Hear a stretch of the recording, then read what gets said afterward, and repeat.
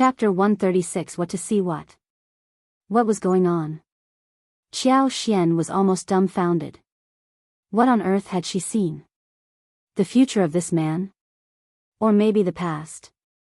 Xiao Xian shook herself out of her stupor. Suddenly, she was very motivated to save him. At this moment, Xiao Yunduan let out a low cry. He has wounds on his back and thighs. Let's help him bandage that. Okay. Neither of them were professional medical people. Moreover, this man was not only wounded but also starved. So, when the couple was done bandaging him, they fed him water, before he slowly woke up. They fed him almost 250 grams of snacks slowly. His mind became clear, gradually. Who are you? Xiao Yunduan replied calmly. We were passing by and saw you in a coma. How are you feeling now? Better? Startled, the man greeted the couple. Thank you for saving my life. It is okay. Xiao Yunduan could not accept such a big gesture, but waved his hands and said, we were just passing by, not a big deal. Where is your home? We will drop you there. Home? The man looked confused and miserable. He had no home. He left home when he was much younger, full of ambition, always thinking that he could make a name for himself but eventually ended up gaining nothing. After a few years of wandering, he returned, but by then, his parents were dead. His uncle had taken hold of the properties and insisted that he had committed a crime outside. So he got irritated and hit them. The others couldn't help but rush up and took the opportunity to beat him fiercely, before locking him up in the woodshed. He had no idea how they were going to deal with him, but he knew that it was not going to be good. After being in the woodshed for 3 days, he managed to escape but ended up passing out here on the spot in pain and starvation. Unexpectedly, he was saved by 2 kind-hearted people. Come and read on our website Wuxia World site. Thanks, there were good people in this world. He was no longer so angry at the sight of this couple in front of him. Thanks, but it is fine, you can leave me here. He originally wanted to say that if there was a chance in the future, he would definitely repay them, but then he thought about it, and realized that he had gotten to this point. What was his future? What could he do in return? It all seemed so ridiculous. He laughed self-mockingly. Anyway, thanks very much for saving me. You will definitely have a great fortune in the future. Xiao Xian was not going to let go of this opportunity. Immediately, she handed the roast chicken and a packet of dim sum to the man, and said with a smile, if that's the case, we will just leave. Our village is not close by, so we should go back. The man nodded. Please. The man had woken up and he should be fine, so Xiao Yunduan greeted him and left with Xiao Xian. The 2 of them went back to the bullock cart and continued on their journey. They could not help but exchange a few emotional words. The man saw them off, until they disappeared out of sight. He struggled back on his feet, and went to an isolated place. He was starved and needed to regain energy before he could do anything else. He opened the paper that was supposed to hold roasted chicken, but his eyes suddenly widened. In one of the layers, there were almost 2 liang in change as well as 1 well-folded note of 50 liang. No one would have put the money in this place accidentally. They must have given the money to him on purpose. He was so messy looking and homeless. They must be trying to help him out. The man could not help but feel like crying, as he held the money and food in his arms. Chapter 137. An idea, shouting village, he mumbled inside his heart. He swore that he was definitely going to become someone accomplished in the future. At that time, he would return the favor and, more importantly, take his revenge. He was not going to live the rest of his life as a useless person. When Xiao Xian and Xiao Yunduan were back home, the glutinous dumplings were already steaming. The dumplings were put in a large iron pot, covered with a heavy wooden lid, and cooked on the stove. Some of the steam was escaping the lid, spreading the aroma of fresh grass and leaves in the whole room. It was festival time and everyone was craving the dumplings, which were eaten only once a year. They did not even eat lunch, and instead waited for the dumplings. Seeing them returning, Ms. Fong opened the lid and scooped out some large ones for them to eat. Meat dumplings, pork ribs dumplings, bean dumplings, 8 treasure dumplings, and alkaline water dumplings were marked when they were being wrapped. The length and number of straw cores in each kind of dumpling were different, so it was easy to distinguish. Xiao Tao Tao and Xiao Xian helped open the dumplings. The dumplings were cut into pieces with the straw core that bound them, before they were placed on the plate. The shining dumplings looked beautiful and smooth in appearance, and when they were twisted open, the aroma of rice, meat, or sweetness inside was mouth-watering and attractive. The meat dumplings smell so great. I want meat dumplings too, they look so delicious. Ms. Fong smiled. All right, we have a large number of them. Eat as many as you want. She had money and could afford to make those dumplings. It was a festival and they should all be happy during this period. Long strips of pork belly and large ribs had been marinated with 5-spice powder, soy sauce, shredded ginger, green onion, cooking wine, etc. last night. They were wrapped in the dumplings and boiled for nearly 2 hours. The bones could be easily broken in one bite. Mixed with the fragrance of glutinous rice soaked and boiled in alkaline water, the dumplings were really delicious. Come and read on our website Wuxia World site. Thanks, they had never eaten meat dumplings before. This year's food was really sumptuous. After the glutinous dumplings, they ate a few fresh bayberries and loquats to relieve tiredness, which was perfect. Among the fruit trees transplanted in Xiao Xian's garden, the bayberry, loquat, and plum did not fall out. A lot of them were left on the tree. They were now ripe, so Xiao Xian brought a few young ones to the yard to pick the fruits. It was a lively scene. Everyone was amazed, saying that it was not a wasteland. It was obviously a treasure land. Not only was the sweet spring water dug up, but also the fruit trees and Gastrodia alata were growing very well. The fruits tasted so sweet. At night, Xiao Xian cooked the food. She had pickles at home, and really wanted to make a bowl of pickled fish today, so she took Xiao Xiaoqi and Xiao Tao Tao to go fishing in the river in the afternoon. They held fishing poles in their hands, which were brought by Xiao Sanlang from somewhere. Xiao Yunduan also went fishing with them. Xiao Sanlang came back with a fishing rod 2 days ago and had been shouting ever since to go fishing with them. But when the time came, he was nowhere to be seen. Where is third brother? He was here just a while ago. Xiao Xiaoqi was confused. Xiao Tao Tao shook her head, looking bemused as well. Xiao Xian thought for a while and burst into laughter. She said to Xiao Yunduan, I have an idea. Xiao Yunduan was startled and smiled. Just leave him alone. He would be very careful about it. Yes. Xiao Xian nodded with a smile. Let's go. Xiao Xiaoqi and Xiao Tao Tao were confused about what was happening, but were extremely motivated to go fishing. We are going fishing. It was all right even if third brother wasn't with them. Chapter 138. Laughing third brother had stolen 3 meat dumplings, wrapped them in leaves randomly and gone to find his wife-to-be, Yang Xiaoni. It was a festival but Yang Xiaoni still needed to work. She was out in the mountains, chopping wood.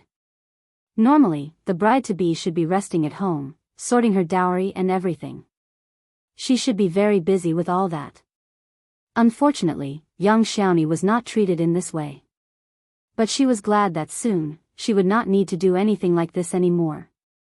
When Xiao Sanlang found her, she was eating wild fruits in the mountains. Brother Sanlang. Yang Xiaoni cheered as she saw Xiao Sanlang. Xiao Sanlang looked up and saw her, laughing along the side. He rushed to her. The two of them sneaked into the forests by default. This way they could not be discovered so easily. The same mistake could not be made twice. Yang Xiaoni sniffed and her eyes sparkled. It smells so good. Third brother, what have you brought for me? Xiao Sanlang gazed at her proudly.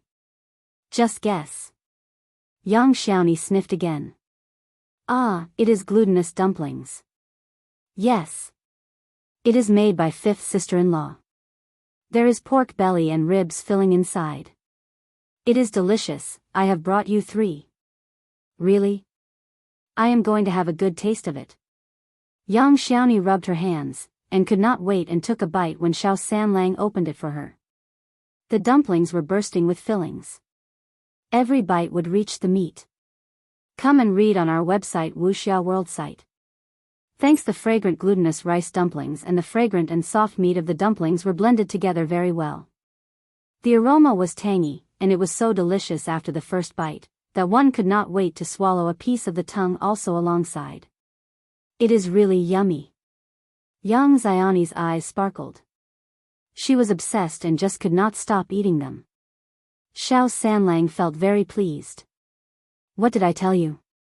When you move in, you will know how well my 5th sister-in-law cooks. She is like no one else. Yang Xiaoni agreed and looked expectant. I have never eaten a dumpling as good as this. Our 5th sister-in-law is so good at cooking. I wish I could move in with you directly. I will treat 5th sister-in-law well in the future. Xiao Sanlang smiled. It is happening soon. I am counting the days, only 15 days left. Yes. They laughed at each other happily. Satisfied by the meat dumplings, Yang Xiaoni held one in her arms and they continued to talk for some more time, before they separated at the entrance of the Yang family. They unwillingly waved each other goodbye. Miss Tian came and glared at Yang Xiaoni the moment she arrived home. Yang Xiaoni saw that this woman was throwing temper again. She put down the chopped wood and dashed off before Miss Tian could say a word. She had already eaten 2 glutinous rice dumplings and held one in her arms for dinner, so she did not have to eat with them. You bitch, being lazy all the time, stupid and lazy, no food for you. Miss Tian was still cursing her when she left. Miss Tian cursed at Yang Liang when returned. Then she started to curse the whole Xiao family. Chapter 139 His Own Reasons. It is a festival. Look at the Xiao family, they have given us nothing this time around. They don't treat us seriously. They won't spare a look at us in the future, forget before the girl marries the family. That was why Miss Tian was extra unfriendly to Yang Xiaoni today.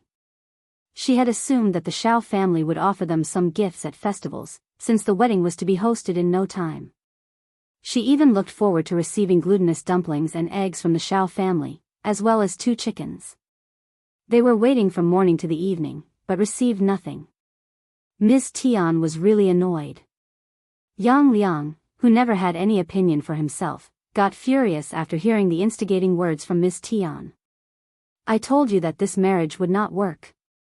The Xiao family is looking down at us.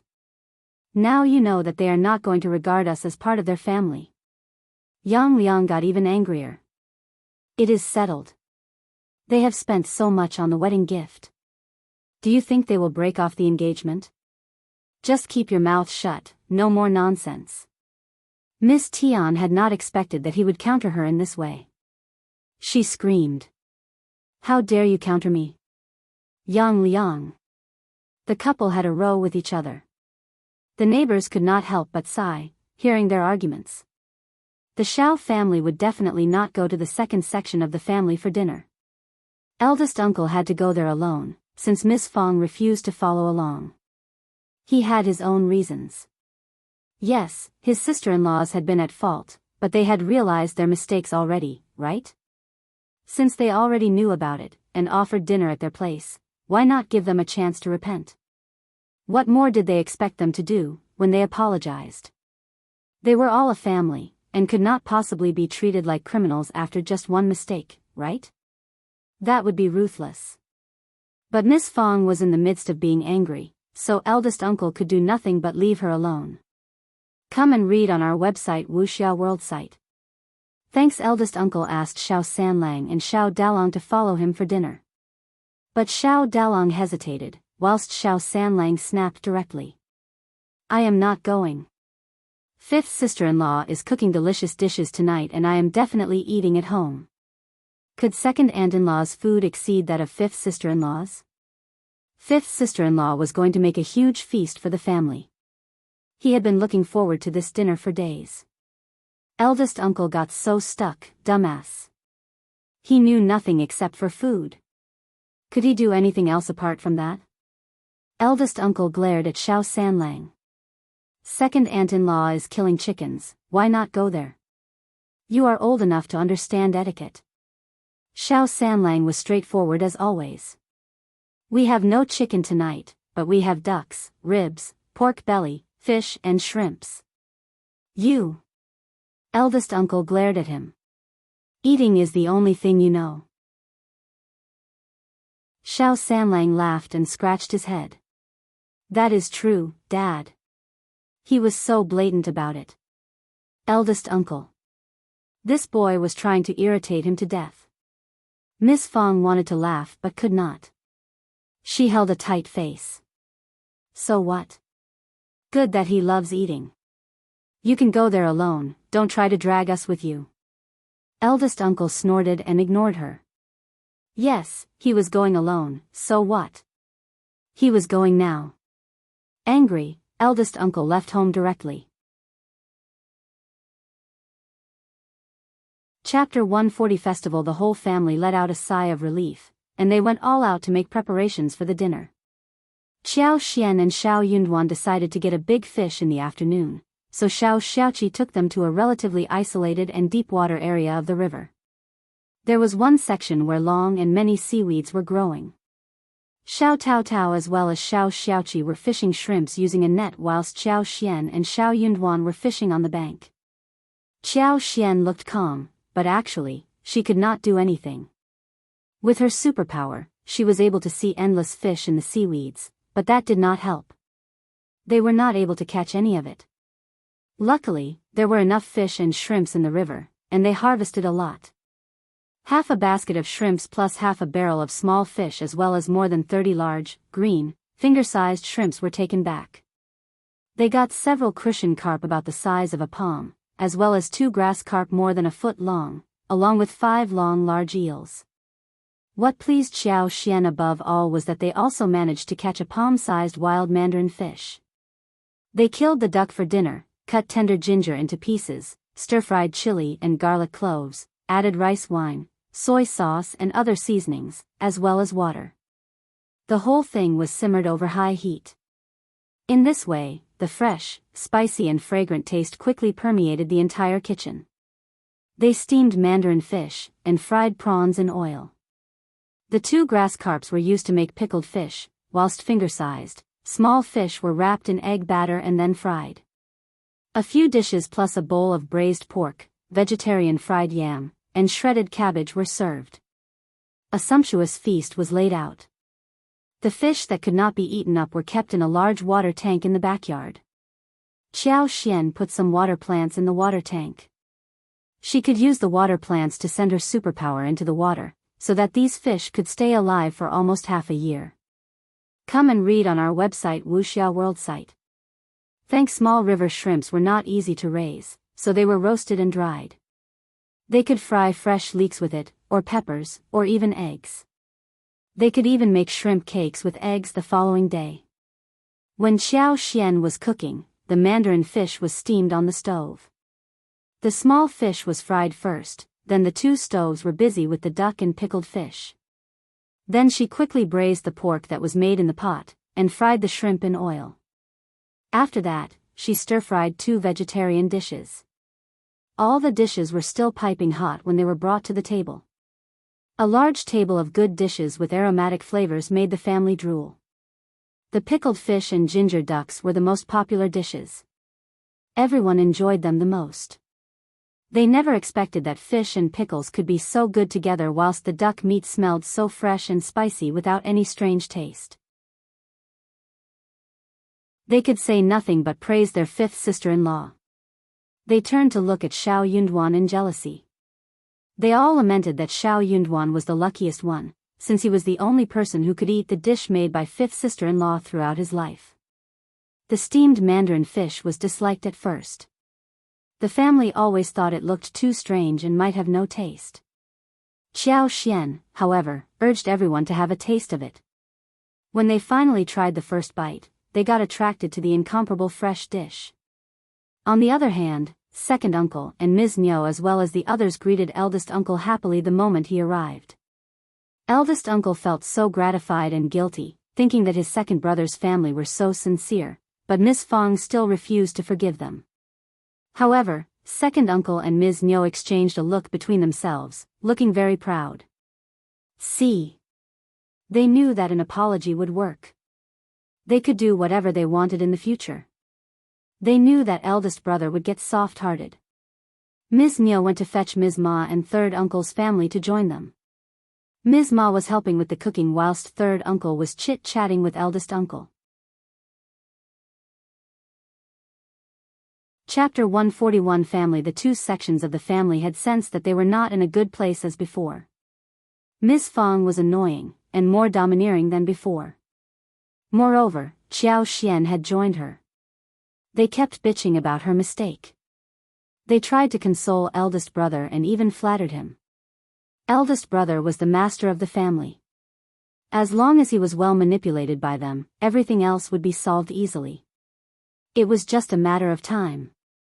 Eldest uncle felt so moved when he saw how his brothers, nieces and nephews were chatting with him. They were so nice to him. They were his family. He had treated them well these past few years and it was all worth the while. Their parents would be gratified in heaven as well. He had lived up to their parents' standards. In the kitchen, Ms. Niu and Ms. Ma were quite distracted. Ms. Ma could not help but look outside the kitchen, mumbling. What are eldest sister-in-law and everyone else doing? What is keeping them for so long? True, they all believed that the eldest section of the family would definitely be here, with eldest uncle coming over first, and the others following later. Ms. Niu was quite displeased as well. She knew exactly what Ms. Ma meant. When Ms. Fong and Ms. Su were here, they would definitely help in cooking. Also, eldest brother treated them well, and would always come with some gifts, like a chicken, for example. Ms. Niu even expected to wait until Ms. Fong arrived to kill the chicken. A while later, Ms. Ma could not stand the wait anymore. What on earth is taking them so long? Xiaoji, Miling, go and check on them. Tell them to be here as soon as possible. Just wait. Ms. Niu stopped her. Let's just hold on. We can kill the chicken and make the food. We will fetch them when dinner is served. Ms. Ma was startled. Ms. Niu really started to think that she was stupid. She snapped. Haven't you got it? Eldest sister-in-law is so annoyed by us that she wants to postpone her arrival. Just drop it, we can make some dishes as we want. Ms. Ma nodded. Come and read on our website Wuxia World site. Thanks, that was exactly what Ms. Fong would have done. She is so stingy. We have apologized and made dinner, what more does she want? Should we kneel down and kowtow to her? Ms. Niu rolled her eyes. What else can we do? Ms. Ma was stuck with words. Yeah, what else could they do? Alright. It was their own fault that they were caught red-handed. They had to be tolerant at the moment. It was Widow's son, the bitch's fault. But for her big mouth, nothing like this would have happened. That bitch needed to be punished. So, Ms. Niu and Ms. Ma dropped the idea of fetching Ms. Fong at the moment, and pretended to make dishes with full sincerity. Ms. Niu, against her will, killed one of her chickens, whilst Ms. Ma brought 12 eggs as well as some vegetables from her house. They made the dinner without putting any oil or salt in it. When dishes were served on the table, Ms. Niu smiled. Eldest brother, the dishes are ready. What are eldest sister-in-law and the others doing? Yes, we are all waiting for them. Ms. Ma added with a smile. Eldest uncle's face stiffened. It is fine, we can wait a little longer. Miling, Xiaoji, go and fetch them, okay? Second uncle made a gesture and let them leave. Eldest uncle was about to stop them, when he suddenly realized that maybe these two children would be able to move Ms. Fong. Chapter 142 Embarrassment. Xiaoji and Xiao Miling were not very happy to go when they saw the dishes on the table, but they had to agree to the instructions given. At the eldest section of the Xiao family, they were already done with food, and were just cleaning up the table. When Xiao Xiaoji and Xiao Miling entered the room, Xiao Taotao was carrying the last bowls into the kitchen. Xiao Miling and Xiao Xiaoji did not see what the feast was like, but looking at the happy expression on the whole family's faces as well as the layers of bowls which Xiao Taotao had carried away, along with the remaining smell in the air, they could tell that the dinner must have been abundantly tasty. Eldest aunt, my parents asked me to take you there for dinner, but you seem to have eaten already? These two girls were not well-mannered since they were taught by their parents. Miss Fong did not want to throw temper at them, and said smilingly, yes, there are so many of us here, so we aren't going over. We have eaten dinner. You can go home to eat yours. Xiao Miling nodded and left with Xiao Xiaoji. Dad, eldest aunt and the others already ate. They had already finished and the table was getting cleaned. The table was full of dishes. Xiao Miling pursed her lips. They were all startled. What? Eaten already? Second uncle and the others turned to eldest uncle. Eldest uncle's sweat dropped from his forehead. He was so embarrassed that he wanted to dig a pit in the ground and disappear. Oh yes, let's just forget them, it is their bad luck not to have eaten dinner here, let's just eat our food. Eldest brother. Third uncle sighed in disappointment. Is she still mad? Come and read on our website Wuxia World site. Thanks. Ms. Ma pursed her lips. Yes, otherwise what is she behaving like this for? She could have just carried the dishes here and we could have celebrated together. Second uncle sighed too. Eldest brother, when will eldest sister stop this behavior? It is such a small matter. We have already apologized. Is she going to cut ties with us just because of that thing? Of course not. Eldest uncle denied directly, as he forced out a smile. We can leave her alone. You know her well, right? She is sharp in tongue but soft in heart. She should forget about this soon. Since the guests were absent, second uncle and the others could do nothing but start the dinner. At the dinner table, they kept showing passion to eldest uncle, who was so moved. The following morning after breakfast, Xiao Xian and Xiao Yunduan told Ms. Fong about buying fields, before heading towards the town. The crops were budding, and farmers had started plowing the fields and planting rice seedlings. Every household was very busy. Xiao Xian had to postpone the planting of mushrooms. When the busiest period was finished, and the wedding of Xiao Sanlang and Yang Xiaoni was done, she could come and get the mushrooms. But she could start to make lipsticks. Also, she could also start the planting of medical herbs. With her superpower, she could always make sure that the plants grew well from the seedlings. Those gastrodia in the garden were growing unbelievably well. The watermelons were as big as small fists, round and green, spread all over the land. They looked really tempting. Wild grapes were all over the stack, creating a large shelter whilst small grapes started to bloom and fruits were growing out. The loquats, plums, and bayberries were also turning ripe, but Xiao Xian intentionally controlled the growth so that they could stay on the branches for at least one more month. Chapter 143 Arrival. The couple came to the town and visited the Zhang village with the landowner to check out the field. Zhang village was located in the east outskirts of the county, almost 10 miles away from the town, closer to the county compared to the Shaoding village. It was a really good area of more than 240 mu gold fields. Since they needed cash urgently, and the seller did not want to split them, very few families were able to pay in cash at one go, so Xiao Yunduan and Xiao Xian bought the whole thing at a low price. Xiao Xian was very satisfied, so she made the deal right there and then. The field was sold at 7 liang 1 mu, which should be 1,680 liang for the 240 mu in total. Xiao Xian bought another 5 mu of drought field at 20 liang, where she intended to build a small yard for future residents. Therefore, 1,700 liang was spent in one go. They had around 200 liang left from selling gastrodia alata after this. When the fields were bought, the tenants were available. But Xiao Xian did not want to reveal her identity, so she did not meet the tenants, but entrusted Zhang Chunlai and Zhang Xiaofeng with this matter. They were the chiefs, and Xiao Xian and Xiao Yunduan believed that they were down-to-earth farmers.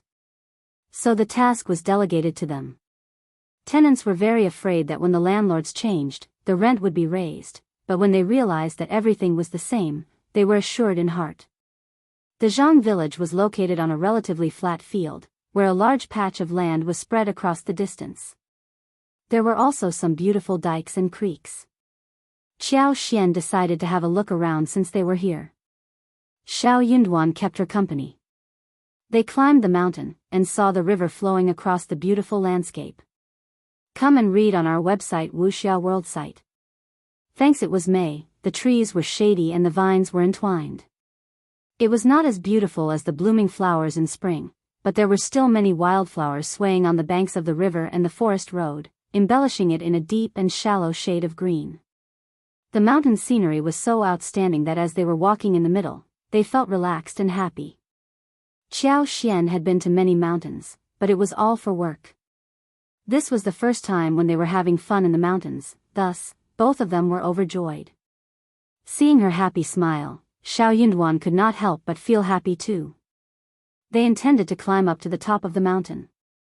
Xiao Yunduan and his fellows had been to this spot, so they knew that there was one pavilion on the top as well as a hole. Xiao Xian became interested in visiting the spot when she heard about this.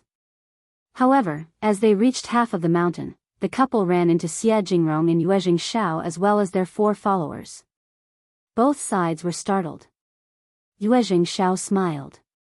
Young Master Xiao, second miss, what a coincidence. Xiao Xian let out a small cough.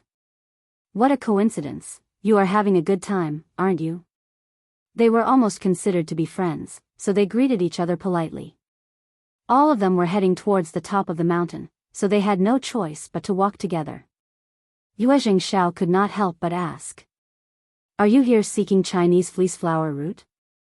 But the village is just next to the mountain, where a Chinese fleece flower root over 500 years old might not be found, right? Xiao Xian and Xiao Yunduan exchanged an embarrassed look between themselves, as he said the words. They were not here for Chinese fleece flower root. They were here for fun.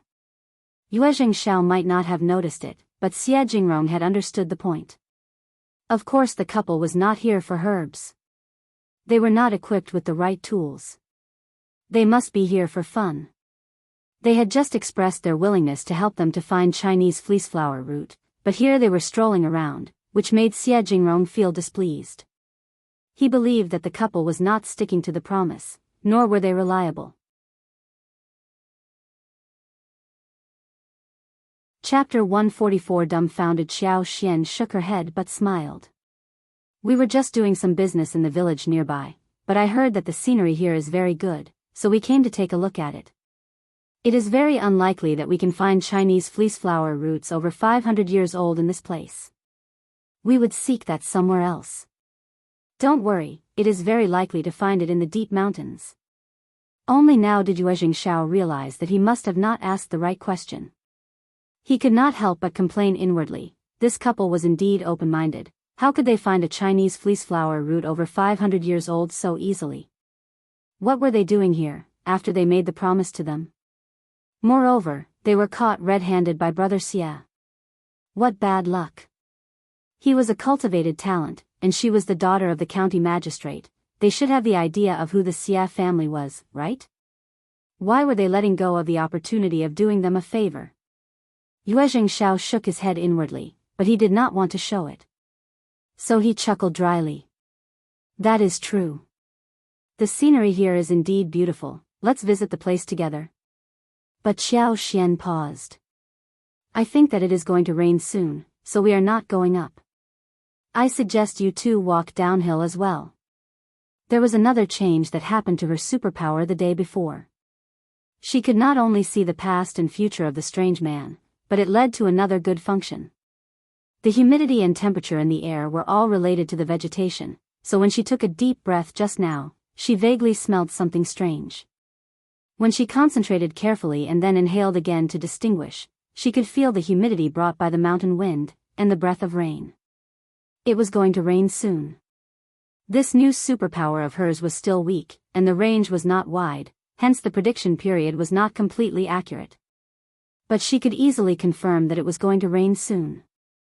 Yue Xianxia subconsciously looked at the sky, hearing what Xiao Xian said. It was sunny everywhere, how could it be raining anytime soon?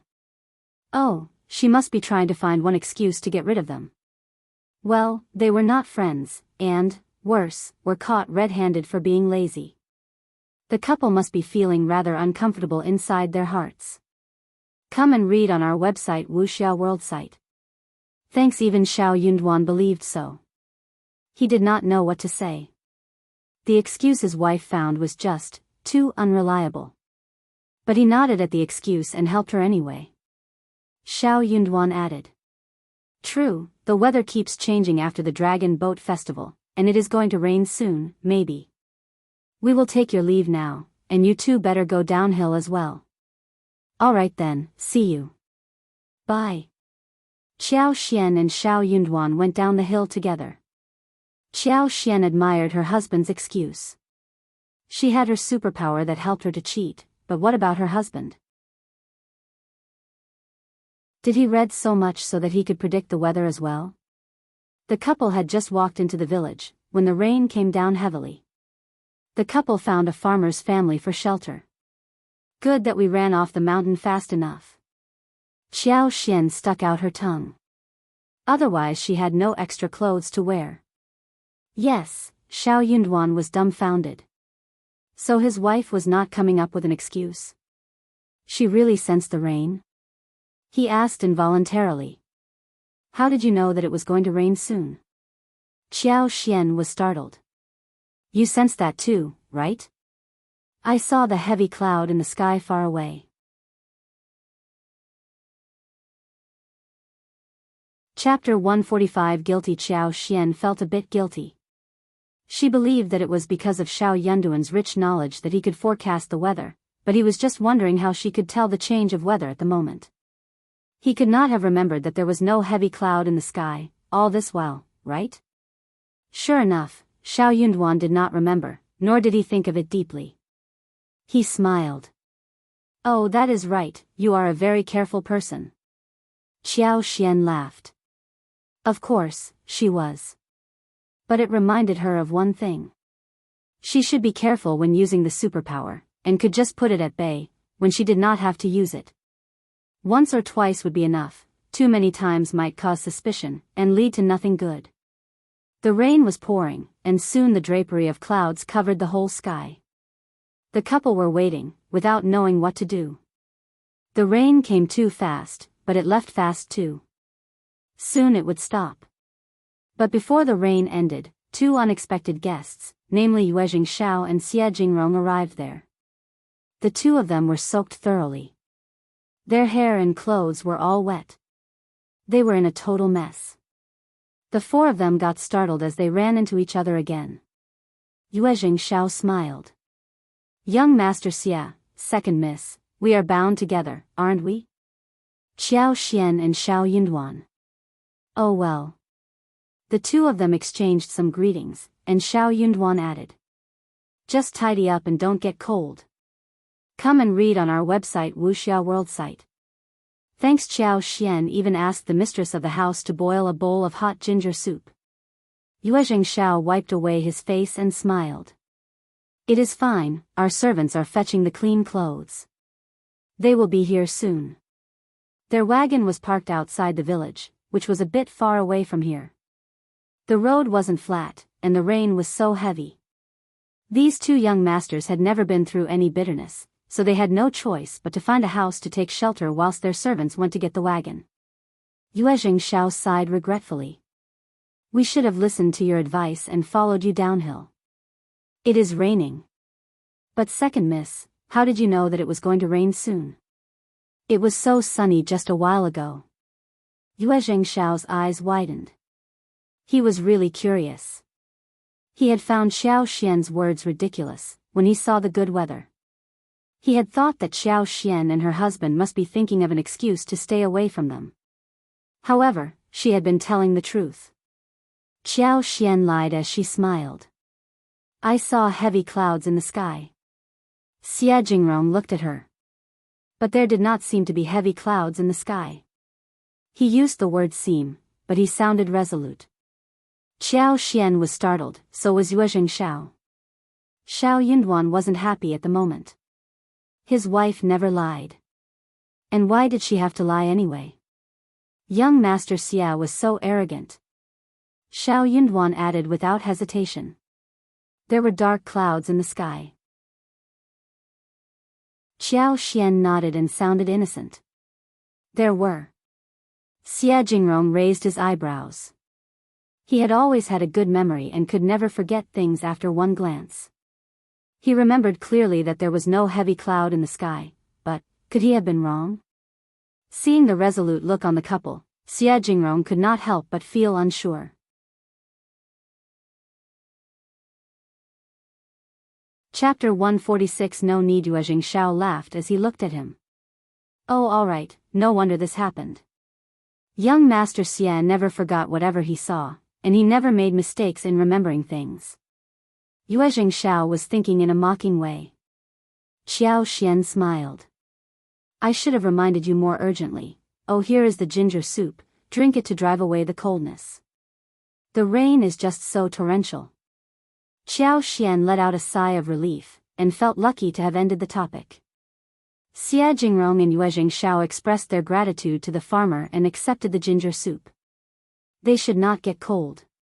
Though the ginger soup tasted bad, they still took it and drank it. The farmer had never spoken with any noble, handsome young master, so she was startled by their gratitude. She got startled and staggered, and finally ran away in a hurry. Xiao Yunduan said to Qiao Xian.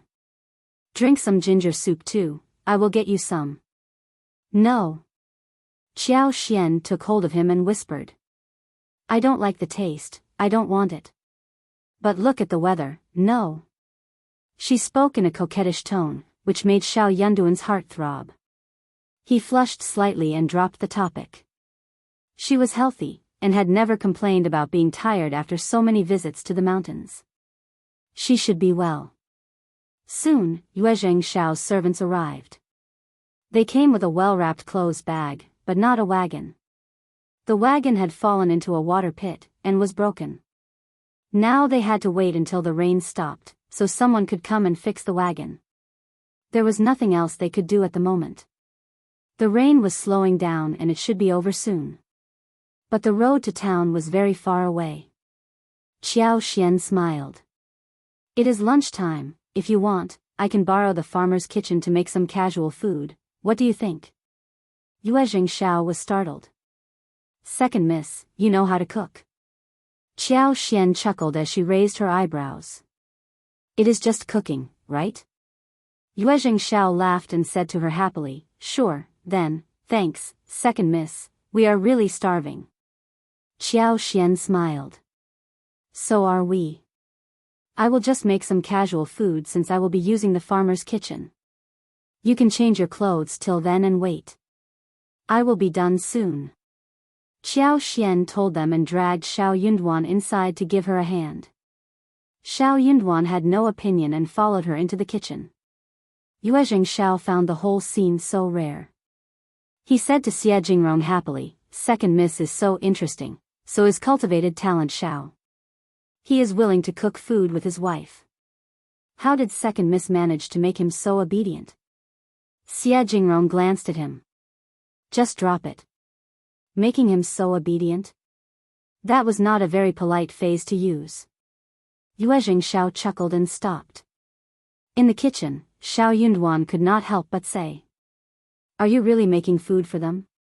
She did not have to. Xiao Yunduan wasn't pleased.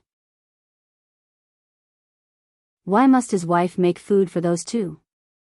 Qiao Xian patted his hands and smiled. We are starving too, right? And the farmer is helping us, it should be done quickly. I can help you as well, just tell me what to do.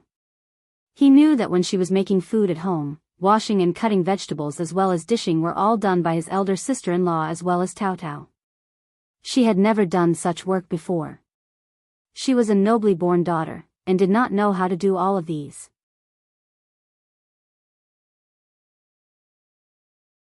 Chapter 147. Offering. Xiao Xian agreed to his offer and then spoke to the farmer lady regarding the ingredients.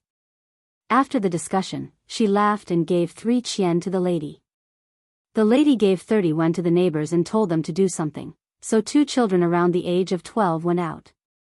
The farmer lady killed 1 rooster after she returned, and according to the instruction of Xiao Xian, she pulled out garlic sprouts, shallots, picked cabbages, as well as eggplants. By the time the chicken was dehaired, cut into pieces, boiled, and all kinds of vegetables and seasonings were getting ready, the 2 neighboring children came back. They had 3 eels with them. Under this weather, the water in the ditch was rising, and the loaches and eels were seen everywhere, easy for them to catch. The 2 children had gone to the ditch to catch eels. Apart from eels, they had a dozen loaches and offered them as a present. Those things were not worth any money. They only used them to feed chickens and ducks. But Xiao Xian loved them. She had many ways of making loaches, but due to the lack of seasonings at the lattice home, all she could do was to wrap them with egg porridge and pan-fried them. With the help of the lady and Xiao Yunduan, the lunch was ready within no time. The dishes included roasted chicken with eels, pan-fried loaches, eggplant with garlic, shredded cabbages, fried egg with shallots, plus a big bowl of light cabbage soup. The lady was very concerned about the way Xiao Xian cooked, and was dumbfounded too. But thinking of the 301 in her pocket, she said nothing. The lunch, plus the chicken, cost around 101.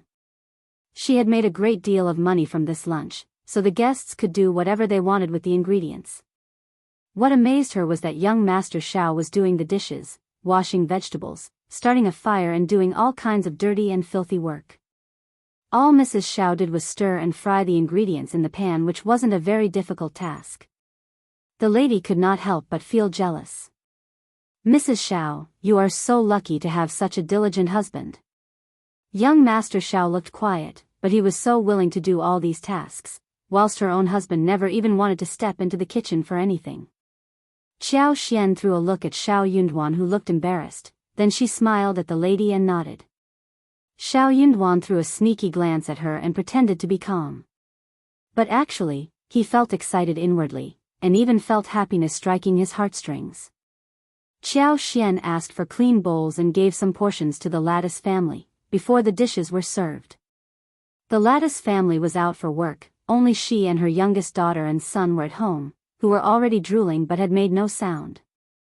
They knew that it was something their guests bought, not something that belonged to their family. Xiao Xian did not like that. Lady, try these dishes with your children. Oh, thank you so much. The woman was surprised and happy, but also felt a little embarrassed. But seeing how her children were greedy for the dishes, she did not turn her down and accepted the dishes after saying a few polite words. When the dishes were served, both Yue Xiao and Xie Jingrong were startled. Yue Xiao looked at the dishes and then at Xiao Xian suspiciously. He was really confused. Did she really make all the dishes? Even Xie Jingrong was taken aback. He could not think of how Yue Xiao said that she was different from all the concubine daughters they had met till date. Concubine daughters were often those who got spoiled by the madam of the family and behaved like a dumbass.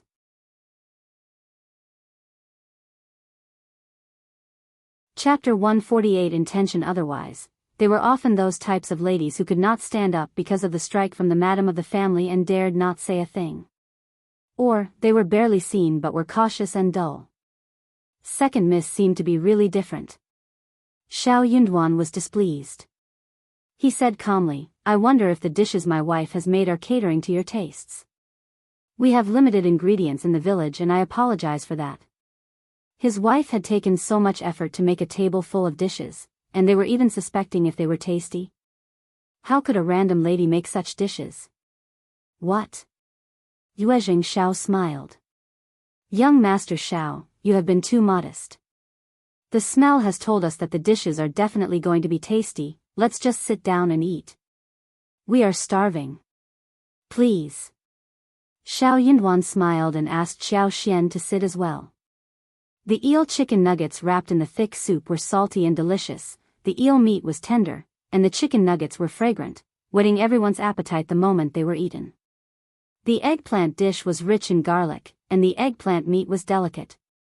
Vinegar had been added for a more unique flavor. Shredded cabbage and dried loaches also had their own characteristics. The lunch consisted of simple and ordinary dishes, but they grasped people's heart, leaving unforgettable taste in people's mind and mouth.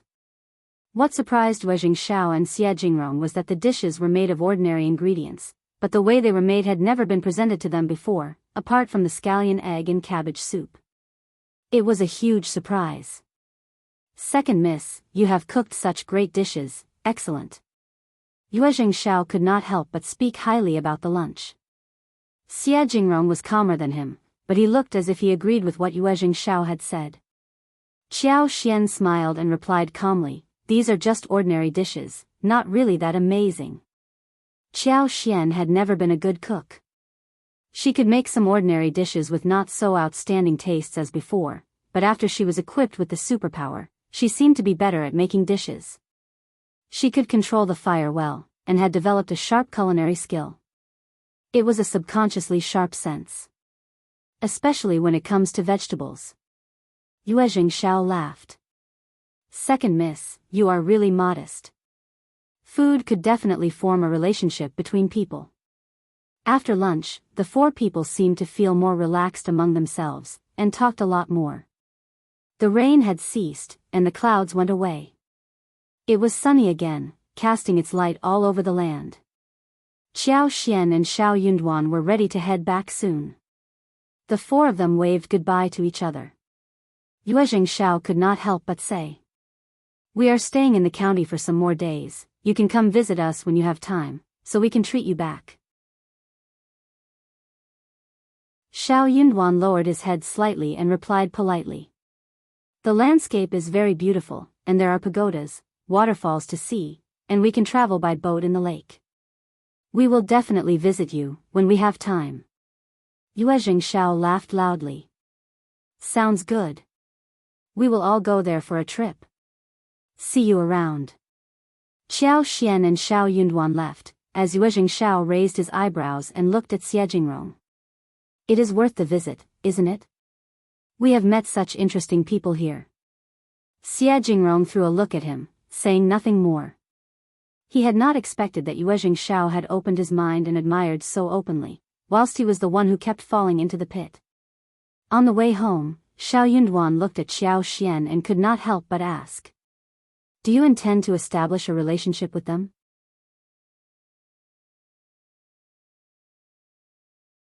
Chapter 149. Not really. He was feeling a little guilty, nervous, and anxious as well. They were just a contract couple, and were not in a real relationship. She was building a road for her future, which was a normal thing, but somehow he could not stand that. "Oh, you noticed that?" Qiao Xian winked at him and smiled.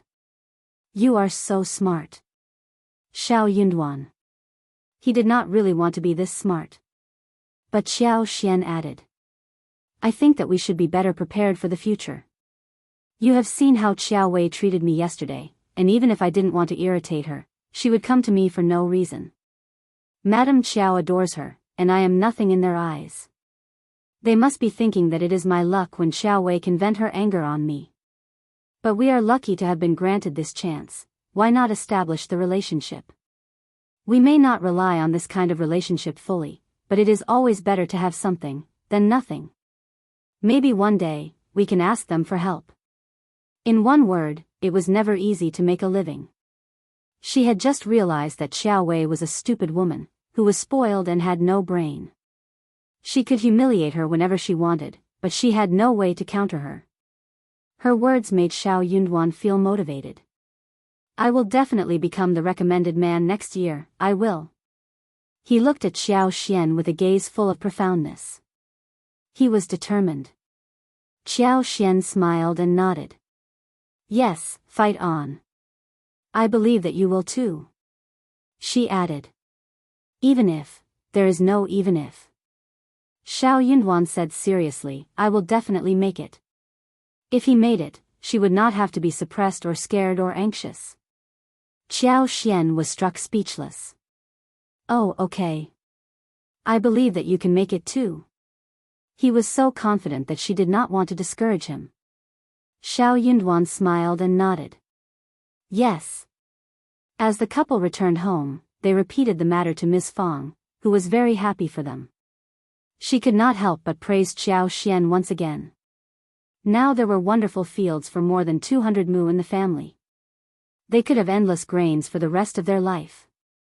Moreover, she was also happy for her son and daughter-in-law, even though those grains could not be shared.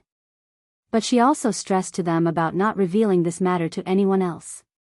Miss Fang cribbed to Xiao Xian again. Soon the spring plowing was coming. Rakes needed to be made, and seedlings were required too. The matter regarding seedling was easy, but rake was not so easy to make. The problem was that not every household had bulls.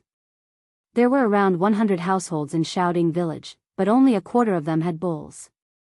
Therefore, when they needed to make the rake, they would need fathers and sons, brothers and even couples to make the rake, and do the plowing through pure manual work. Or they would need to rent the bulls with money. Bulls were expensive at that time. So, ordinary families could only rent bulls for half of the work, leaving the other half for the family members to complete.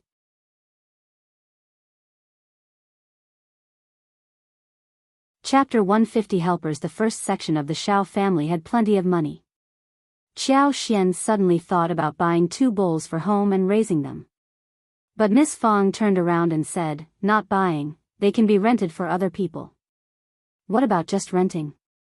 Miss Fang had so much money in her hands, so she was speaking with confidence. She did not care if the money was spent on renting bulls for plowing.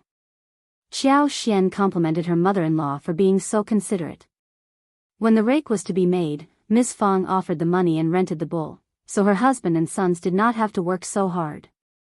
They had only 7.5 mu of fields at home. The production per mu at this time was very low. The grain harvested per mu of land was just over 200 kilograms. If it was a bad year, it might be even less than 200 kilograms. The 200 kilograms was counted with shells on the rice, and only 30 kilograms of rice could be produced out of 50 kilograms crops. The whole family used to have a very tight life. With the inclusion of taros, various beans, pumpkins, winter melons, and dug-up yams in the meals, they could get through the year. When the matter of rakes was solved, everyone was very happy. Miss Su in particular, because her husband, who was the eldest son, was always the most tired of all. This year, everything became easier. However, second uncle and third uncle came to ask the first section of the family to help them make rakes. They had no bulls either, but they had plenty of money to rent the bulls, yet they did not want to spend their own savings. Miss Fang had argued about this earlier, but it did not work. The first section had offered them enough help through the years. But this year, Miss Fang was really confident and acted much more fiercely. She was not going to ask Xiao Dalong to offer help. Second uncle said in a pretentious tone, "Elder sister-in-law, we should help each other, don't we always do it together? How about you finish your work this year, and then come to help us? Right?" Second uncle and third uncle were trying their best to try to convince Miss Fang. Miss Fang looked at them and thought to herself that these 2 men were strong outside but stupid inside. She should have seen through that before. Miss Fang sneered. "Together? No, thanks, Dalong and Sanlang are terribly tired people every year. This year, we have rented a bull, so you 2 families can work together and solve it yourselves." "What? Where did you get the money from?" Second uncle and third uncle exchanged a look between themselves. It must be Miss Chiao. Miss Chiao must have offered the money. So, they had a rich daughter-in-law, and now they were looking down at people. They were so jealous. Third uncle said sourly, "Oh, my brother and sister-in-law are living a better life with a rich daughter-in-law married to the family." Miss Fang was startled, but didn't reply when they had this misunderstanding. Instead, she nodded along. The 2 men got increasingly annoyed. They went to elder uncle to seek family love. Eldest uncle did not dare to ask his daughter-in-law to pay for the other sections of the family, but he did not think that the spring plowing should be delayed as well.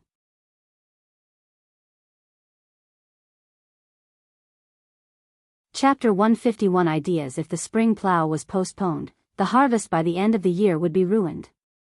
That would not work. Miss Fong did not approve of it. She kept reminding him of what Ms. Niu and Ms. Ma did to them, and eldest uncle felt quite helpless.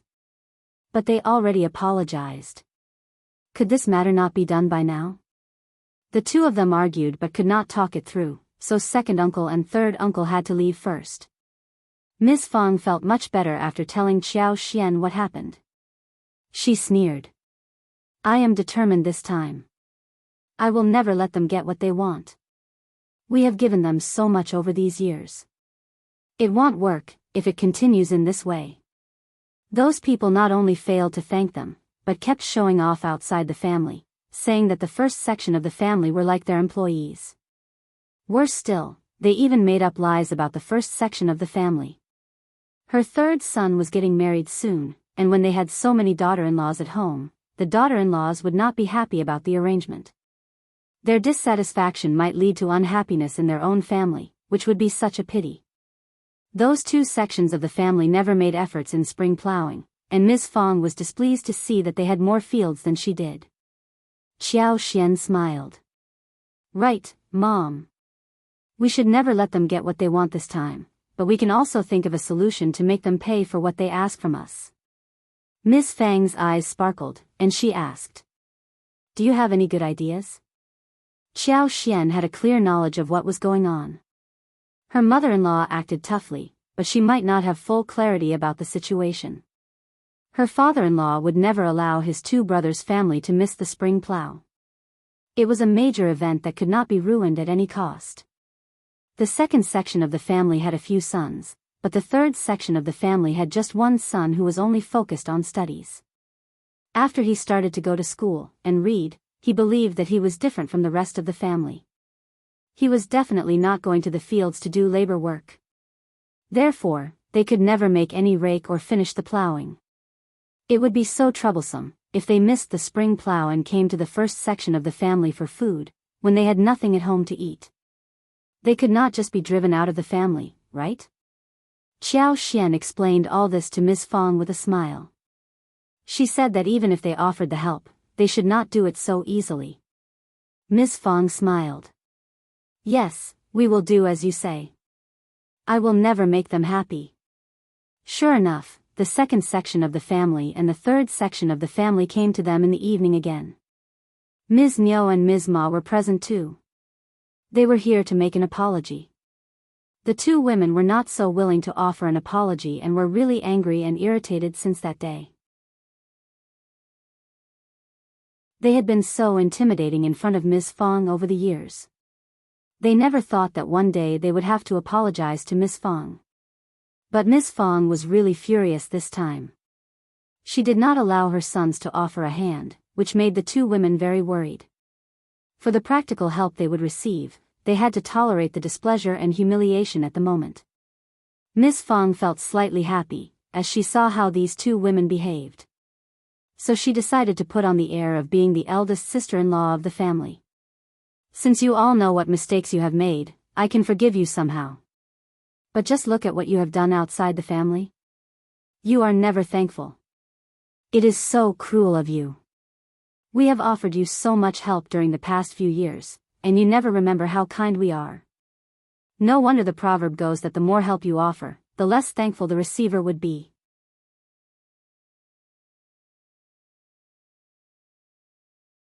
Chapter 152 Empty Words. I understand now that the more help you offer, the more greedy the receiver will be.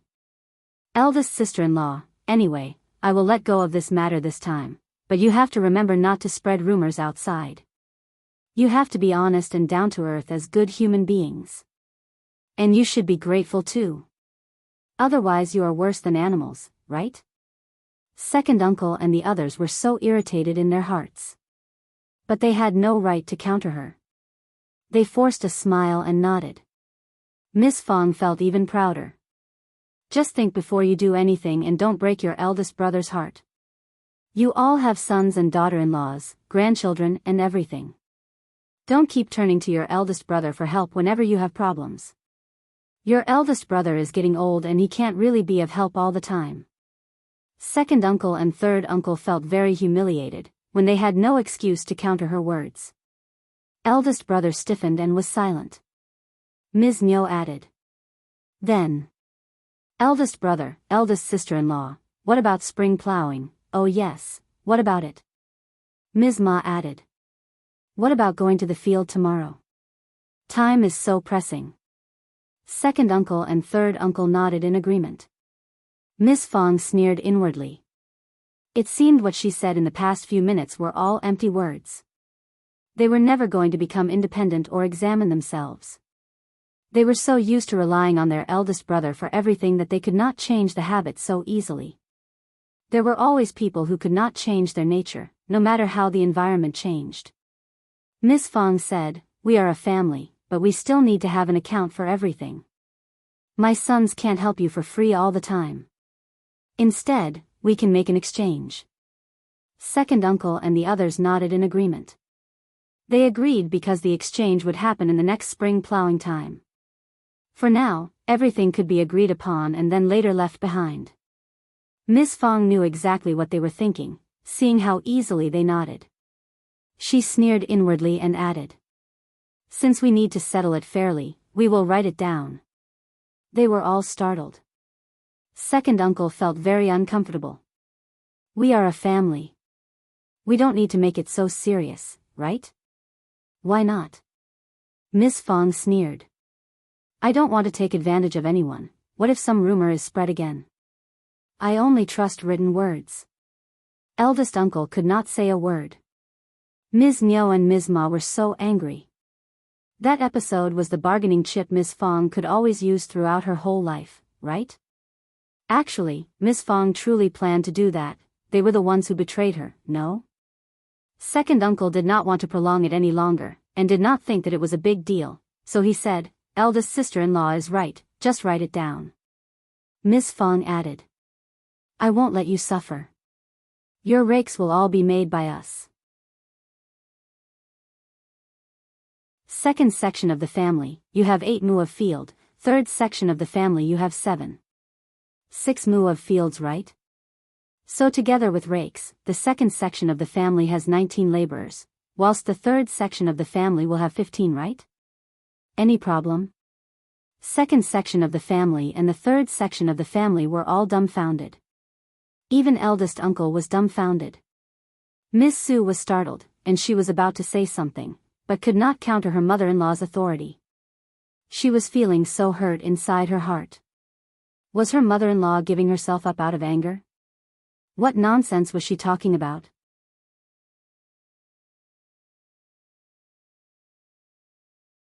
Chapter 153. Your words. Her man would get so tired when he had to do all the work. Miss Su almost cried, with teeth clenched.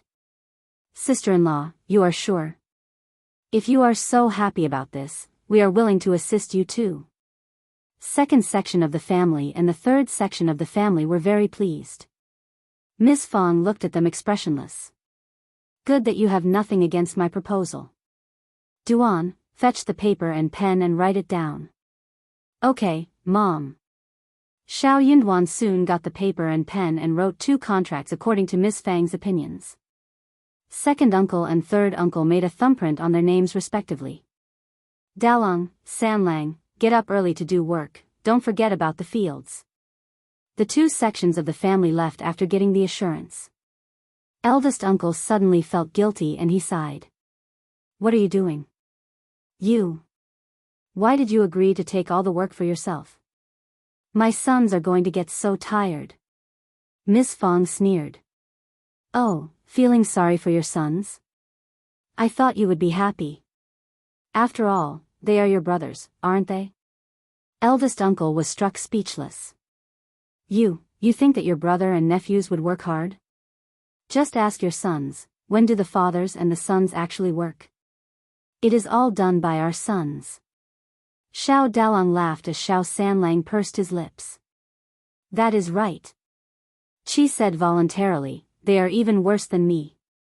Eldest uncle, Miss Fong threw a look at her sons and daughter-in-laws, as she put away the paper and said, don't worry, I have my own idea, just go and rest. Miss Fong also told Ms. Su to tell Dalong not to go to the second section of the family's field the next morning. Miss Su felt a bit confused, but she never wanted her man to help the other sections of the family anyways, so she nodded in agreement. The next day after breakfast, Xiao Xian asked Dalong, Miss Su, and Erlang to help her work in her medical field. She was going to pay them 20 won a day as before. Miss Su was very happy when she heard that, especially since she did not have to help the second section of the family. She even felt that her shovel was lighter than before. Xiao Xian had brought the seeds of Noto ginseng and false starwort from Manager Qin, and needed to plant them down as soon as possible. She decided to allocate 2 mu for each of them. There were not many fruit trees at the moment, so they had enough fields empty for herbs. If she was able to get the right buyer, then she could buy some more fields through Manager Qin and expand the planting of medical herbs. Or she could pick some households from the village, and rent their fields for mutual planting. Xiao Xian had not forgotten about Chinese fleeceflower root. She told Xiao Xiaoqi and Xiao Tao Tao about it as they headed to the mountain together. Xiao Yinduan did not follow along, but asked them to be careful. It was their goal for the day when they entered the mountains. Xiao Xian used her superpower and started the search. She could see everything within a 6 kilometers range. The only shortcoming was that the road became very bumpy as they went deep into the mountains, and they were not fast enough to catch up with the superpower's speed. Xiao Xian was not in a hurry either.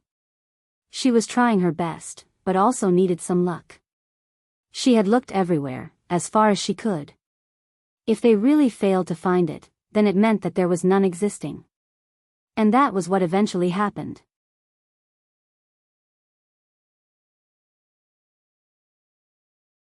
Chapter 154 Second and third section of the family, but they found a lot of delicious wild mushrooms, fresh bamboo shoots, and bitter bracken. Moreover, Xiao Xiaoqi also hunted 2 wild roosters. They also found a lot of wild lilies, but they just started to grow before the mature season. Hence, Xiao Xian didn't bother to pull them out. She was going to wait until autumn, as long as she wanted. Wild lilies were not troublesome to find at all. They also found a batch of wild wolfberries. She was very interested in wolfberries, so she asked the brother and sister to take some tender wolfberry seedlings back home. They broke off a bunch of older branches, cut off the leaves and branches. She planned to take them back and place them around the flower field. In the future, they would often have fresh and tender wolfberry sprouts to eat. Wolfberry sprouts were delicious in soups, stir-frying meat, scrambled eggs, salads, and steamed dishes. Also, sprouts would turn into wolfberries as well. Wolfberries could be used to make tea and soup. They also passed a waterhole, which was flowing smoothly. There was a long creek running through the mountains, and there were a lot of fish in the pools and ravines. Especially in the water pool, big fish which were longer than a foot could be seen swimming lazily in it. Xiao Xiaoqi and Xiao Tao Tao could not help but drool over the fish which they had tasted before. But for the distance away from home, they would have taken 2 of them home. Xiao Xian was quite motivated as well. She said to them, "Don't worry, when we are free in winters, we can ask everyone in the family to fetch the fish together. We can even make smoked fish when the days turn colder. The fish is so big that it is the best material for making smoked fish." Smoked meat would always be made in farmers' families every year, and some frugal families would eat smoked meat for half a year. Xiao Xiaoqi and Xiao Tao Tao were very happy hearing what Xiao Xian said. Smoked fish. That sounds amazing. I will bear this place in mind, and we can come back in winters. Xiao Xian smiled. Then, we can hunt some more roosters and rabbits to turn them into smoked meat, but they have to be big and fleshy, otherwise there would only be a skeleton left. By that time, she could even find some wild boars and goats. Xiao Xiaoqi and Xiao Tao Tao were even more pleased. It was getting late, so the 3 of them decided to head home. Back home, Miss Fong put the wild bracken into boiling water and blanched it over a fire, then tore it in half and soaked it in clean water. Brackens had a bitter taste and needed to stay in water overnight. But the bitterness also tasted good, like bitter melons, which was a delicious dish for people. The bitter brackens tasted even better than bitter melons. They ate up the 2 roosters and the whole family finished it all. They deep-fried the meat in the oil and it could never turn out bad. They left nothing for the second section of the family and the third section of the family. Ms. Chiao heard some gossip from Ms. Fong. Second uncle and Ms. Niu must have been thinking that everything was sorted, so they started to show the intimidating behavior yet again. They came to the door in anger. They wondered why Xiao Dalong and the others did not go over to help them with the fields. But Ms. Fong drove them away coldly. What are you in a hurry for? I will take responsibility if something goes wrong. We have drawn contracts, right? What are you afraid of? Second uncle and Ms. Niu got really angry, but they could not do anything when they heard what Ms. Fong said.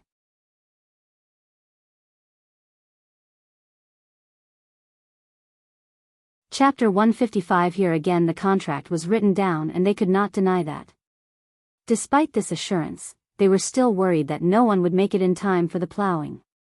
They got even more angry when they thought of how Xiao Dalong was helping Xiao Xian with her useless garden. Ms. Fong replied coldly. That is something happening in our house, and of course it is more important. Also, Ms. Chiao pays them 20 won a day for the work they do. Of course they were not helping for free. What did they think? Xiao Xian had only hired Xiao Dalong for work, instead of outsiders, so second uncle and the rest could not say anything about it. Ms. Fong put that out on purpose, just to annoy them. You can never imagine how they looked when they left, honestly, it was so funny. Xiao Xian could not help but smile. Serves them right. This is the consequence they have to bear for bullying you all these years. If they want to trouble you again, we will never allow it to happen. Thank you so much. Miss Fong smiled so kindly. Xiao Xian chuckled. Mom, to celebrate this, let me cook tonight. I will make many delicious dishes. Miss Fong laughed. All right, make anything you want, we have plenty of money. Oh, by the way, you don't have to buy rice or flour for the shared savings. I will ask third to buy it from his share. Xiao Xian nodded with a smile. Okay, Mom, you are the best to me. Oh my child, you are so sweet-tongued and adorable. The fresh mushrooms were washed and thinly sliced. The breast meat of 2 roosters was taken, coated with flour and egg whites, marinated with rice wine, salt, ginger, etc., and stir-fried together. 2 eels were picked from the big water tank, chopped into pieces. Some pieces of yam were added, and simmered together with the chicken pieces. Mixed mushrooms and wolfberry sprouts were stir-fried separately. The oil pan was heated, and then the dried river prawns were put in it. The sound of swish was heard as the oil sizzled. Green and red peppers were chopped, garlic was added to the stir-fry, a little soy sauce, salt, along with half a bowl of water were also put in. The smell spread across the place, appealing to everyone's stomachs. There were still some yams left, so another plate of sugar-coated yams was made. The dishes were put on the table, and the whole family was raring to get started, feeling no longer tired. It is so fragrant. I can eat an extra bowl of rice by just smelling the food. Me too. Eldest uncle opened his mouth but did not say anything about delivering some food to his brothers' families, when he thought of how Ms. Fong still held a grudge against Ms. Niu and Ms. Ma. He was very happy to see how happy his own children were. It was just that he had always paid too much attention to his brother subconsciously. The dinner was finished earlier than usual, especially since Xiao Xian had cooked it. She did not like to cook under the oil lamp. Before the sun went down, Ms. Fong and Tao Tao helped with the preparations, so when they were done with dinner, the day was still bright. In the evening, second uncle and Ms. Niu came over again for the issue regarding rakes. Ms. Fong said the same thing again, that they had the contract, and there was no need to worry about the work getting postponed. She was not going to let her sons do the work. Following Xiao Xian's advice, she had decided to hire the family with bulls to finish the labor.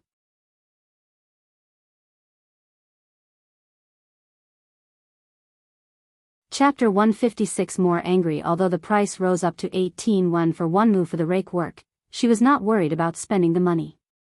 Anyways, she was not going to tell them about it at the moment. She was going to make them anxious for a couple of more days. As for the labors written on the paper, she was going to save them for later use. Miss Fang answered the second section so decisively that eldest uncle could not say anything about that. He turned to second uncle and responded. You can go home now, don't worry, spring plow is so important that it won't be delayed at any cost. Miss Fang understood that her husband was implicitly reminding her of this issue as well. So, she sneered. Ms. Nio's eyes rolled as she smiled. You are right, eldest brother, but it is always better to be early than late, right? We are really worried about this. What about letting Dalong come to my field tomorrow, and if fifth niece-in-law has some work to do in her yard, I can ask my sons to take it over. Ms. Zhang and I can help too. She was thinking that they could get paid for the work, at least 20 won a day. The work was taking place right in front of their home, and it would be effortless to do the work and get paid. It sounded like a great plan. Ms. Fang sneered. Second sister-in-law, you think you are very smart, don't you? Xiao Xian smiled. Elder brother and elder sister-in-law are doing great work and I don't want to replace them. If second brother is so free, why not go down to the field to finish the pending work himself? Second aunt-in-law, if you don't trust my mom, you don't have to wait for us. That won't work, we have a contract, you can't deny that. Ms. Nio waved her hands hesitantly. Miss Fang threw a sarcastic look at her husband. In this case, just go home and wait. Could her husband see the truth? They would rather wait for others than go to the field to do their own work. They wanted her sons to take over the tough task. If they really treated the first section as a family, why did they keep mentioning the contract? They were waiting for her sons to do the labor work, they were even trying to steal her sons' easy jobs. Eldest uncle was suffocating under her gaze, and did not dare to meet his wife's eyes. But Ms. Nio did not want to give up. How about you hire 2 more people and get the work done as soon as possible? Xiao Xian replied. No thanks, I like the work to be done slowly. Ms. Nio glared at her. You don't want my sons to make money from you. Obviously I need to think about my own brother and sister-in-law first, right? Second aunt-in-law? Xiao Xian smiled as she countered smoothly. Xiao Yunduan, who found Ms. Nio to be talking too much, tugged at Xiao Xian. Dad, Mom, we are going to bed. With that, he left the place. Xiao Xian gave Ms. Nio a smile and left as well. Ms. Nio. What was she smiling for? Everything about her was so irritating. When second uncle and Ms. Nio left, they were only discussing the eldest sister-in-law. What is Ms. Fang doing? What is she thinking? She can't be trying to trick us, right? Of course not, we have drawn a contract. Well, let's just wait and see, if she tries to fool us, we will go and sue them. Anyways, Miss Chiao has the money to compensate us, that sounds reasonable. They were so annoyed thinking how arrogant Miss Fang had become after having Xiao Xian on her side whilst they seemed to have gotten no benefits. The following day, Xiao Xian took Xiao Taotao and Xiao Xiaoqi to the mountains in search of Chinese fleeceflower root. The herb field in the yard was not yet sorted, so Xiao Dalong and his wife as well as Xiao Sanlang were still working in it. It would take 1 more day before they were done with it.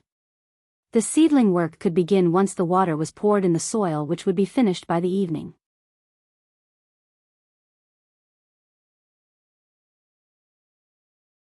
Chapter 157. Finally hearing that their 5th sister-in-law was also working hard to make money, the 3 of them were very devoted and careful. Xiao Dalong and Xiao Sanlang were relatively innocent-minded. What they needed was to level the field well so they could face their 5th sister-in-law truthfully, especially since she was always very nice to them. But Miss Su had her own ideas. She decided to learn how to plant the valuable herbs so she could try to do it on her own for her family, and earn some extra money for herself, which would make her very happy. Xiao Xian and her team still did not find the Chinese fleeceflower root over 500 years old. They found one that was over 100 years old, but it was not enough for her purpose. They found some mushrooms and other mountainous stuff, which they took home. It was in the middle of May, and the mushrooms were barely seen. They were usually available around autumn. High on the cliff, Xiao Xian saw lithophytic orchids, which were quite valuable, but she said nothing about them. They were at a very high and dangerous place, and she did not want Qi to take the risk. Also, she herself could not reach there either. They found 3 more Ganoderma lucidum, one of which was noticed by Xiao Taotao. They picked them carefully and put them away. Xiao Xian did not put them into space. She found the other 2, and with the help of her superpower, she delivered them into her space without being noticed. The space was not as greedy as before, and did not steal anything from her. Gastrodia, polygonatum and other medicinal materials were also found. But they were relatively fragmented, and the pharmacies may not accept them.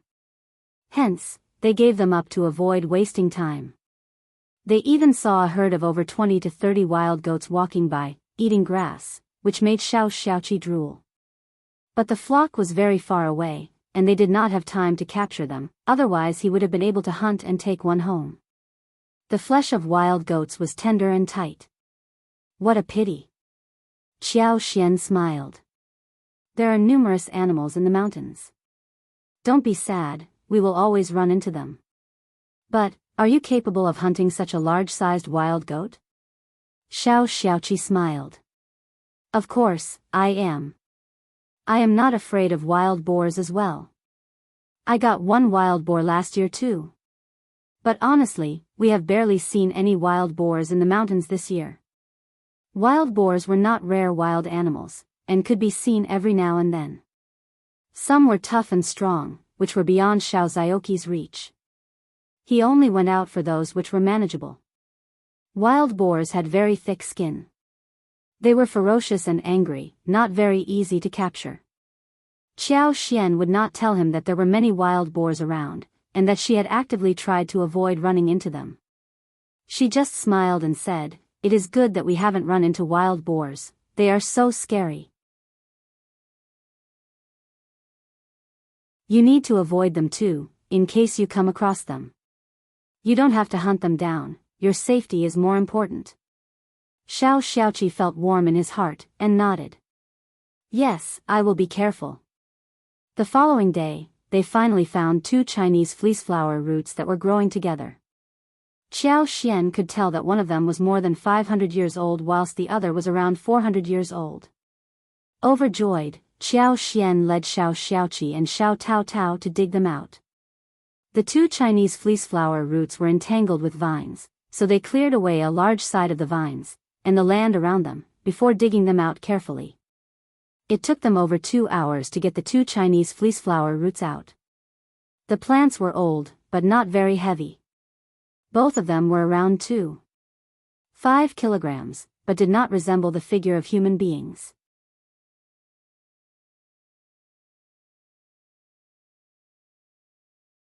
Chapter 158. Good thing she intended to give the one over 500 years old to Xie Jingrong, and handed over the other one with Xiaoqi for future use.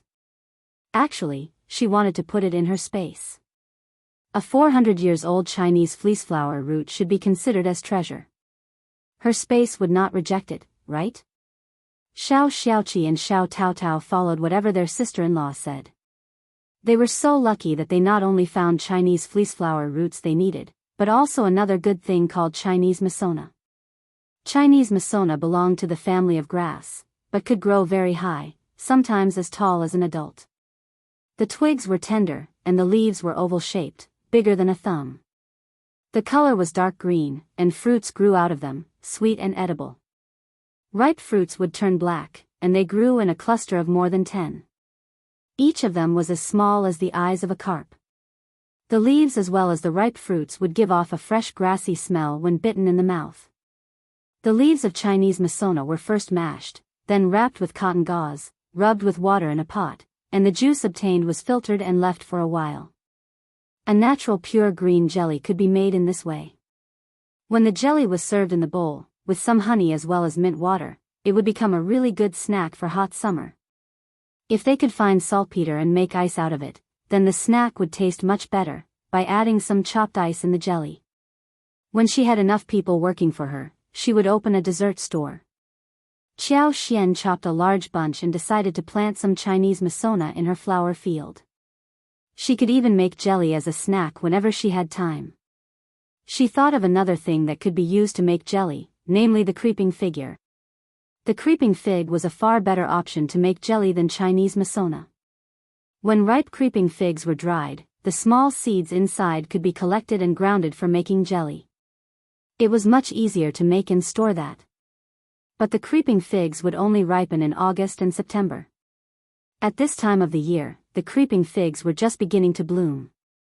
The creeping figs were growing wildly and broadly, and could be found easily. She would focus on this business in a couple of days and bring them home too. That was a plant that could survive easily, as long as their vines were well planted.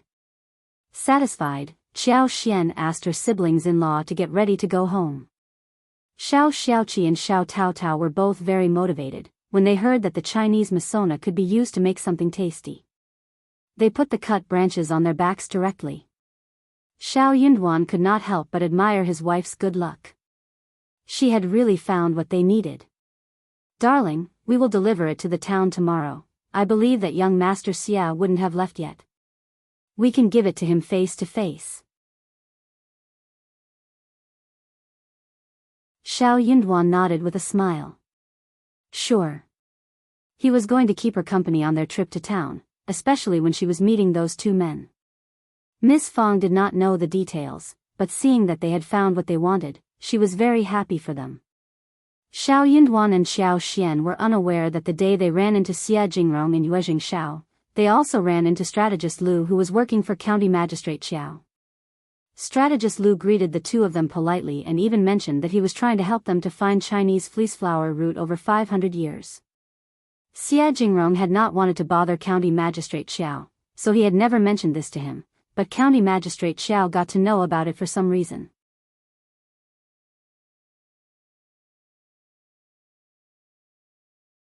Chapter 159. Tricky Xia Jingrong, who had been thinking that one more helper might work better, expressed his gratitude politely but refused his help. He stressed repeatedly. "Please tell Officer Qiao that it is my private affair, and it is a big taboo to use public forces to deal with private matters. It is not good to hire so many people, otherwise I will feel really guilty about it. Those senior people in the family would blame me for it too." Strategist Lu was startled as he smiled and nodded. "You are right, absolutely right.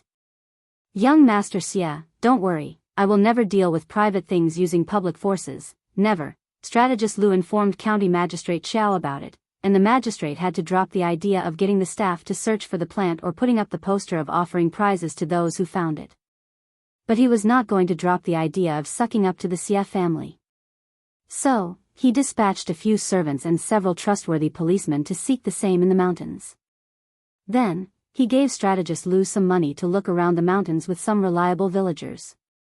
He even stressed that the young Master Xia did not want this known to others, so everyone who was looking for the Chinese fleeceflower root should stay low-profiled rather than shout around, otherwise they would be punished. Officer Qiao said to Madame Qiao happily, "There are so many mountains in the county. I believe that with so many people going into the mountains, they will definitely find one Chinese fleeceflower root over 500 years old. If we find it," County Magistrate Xiao started to dream as his eyes sparkled. "I heard that young Master Xia is planning to give the plant to Madame Xia, which should be a huge favor they would owe us." The Xia family and the court in the capital were very related to each other. The Xia family had enormous contacts in the capital, and Xia Jingrong's grandfather was a lord who was in grace. It would be easy for him to get a position in the capital, when he did this favor for that man. Madame Qiao got excited as well. She crossed her fingers and said, "Please, Buddha, please give us the blessing. If it happens, all will work out so well." Madame Qiao's eyes rolled as she smiled. 500 years or 400 years, or less, the year is not fixed. It is just a Chinese fleeceflower root that is old enough. As long as we can find one that is over 100 years old or just 50 years old, the Xia family would owe us a big favor anyway. That was such a treacherous thing to say. It basically meant that no matter whether the thing found was right or not, since they made some effort, they should receive some favor. Officer Qiao's eyes sparkled. He laughed. That is a good idea. After all, he was really willing to help young master, but it was never easy to find a Chinese fleeceflower root over 500 years old. If he managed to find one less than 500 years old, it could still be handy for young Master Xia. It was the effort he was exerting. Young Master Xia was talented. He was young and could not stand being embarrassed. If they exchanged a few amiable words after this, the Xia family would definitely have to owe them a favor, no matter what.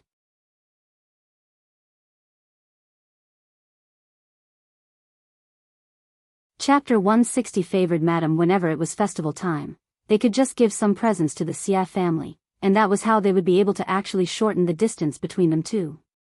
The bigger Officer Qiao dreamed, the more he liked his wife. You are such a smart helper. Madam Qiao smiled proudly. We are one family and are bound together. Your honor will be my honor, so I have to pay attention to your affairs. You are so good, aha. Officer Qiao laughed loudly. Early in the morning, Xiao Xian spread the seeds of some plants with Ms. Su and Xiao Taotao, before heading to the town with Xiao Yunduan. In order to show enough importance to the matter, Xiao Xian found an appropriate-sized box from her useless dowry and put the 500-years-old Chinese fleeceflower root inside it. Yuezheng Xiao had told them about their lodge when they bid farewell to each other the last time, so Xiao Yunduan and Xiao Xian headed directly to the hotel once they reached the town. Yuezheng Xiao and Xia Jingrong had been resting at the hotel due to the strenuous mountain climbing a couple of days ago. Hearing about their visit, Yuezheng Xiao smiled and asked his servant to invite the couple in. Xiao Yunduan and Xiao Xian were here to deliver the Chinese fleeceflower root. Xia Jingrong was overjoyed and also surprised. He thanked them again and again after seeing the large-sized, fresh-smelling plant, and headed to Mingren Tang along with them for Manager Qin to identify the age of the plant. Manager Qin was dumbfounded as well. He had never expected that they really could find the Chinese fleeceflower root.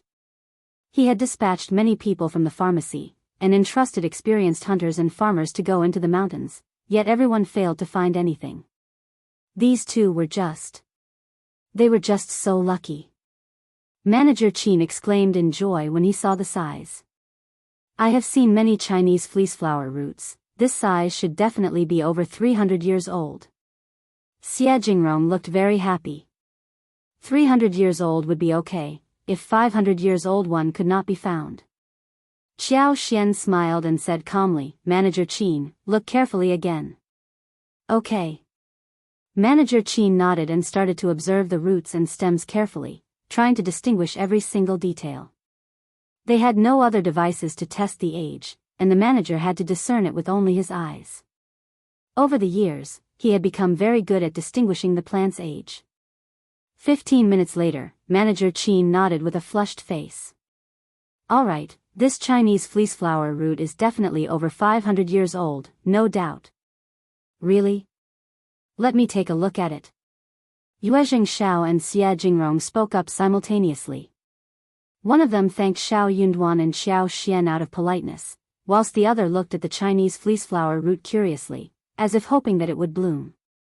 That was a Chinese fleeceflower root over 500 years old. It was such a rare thing.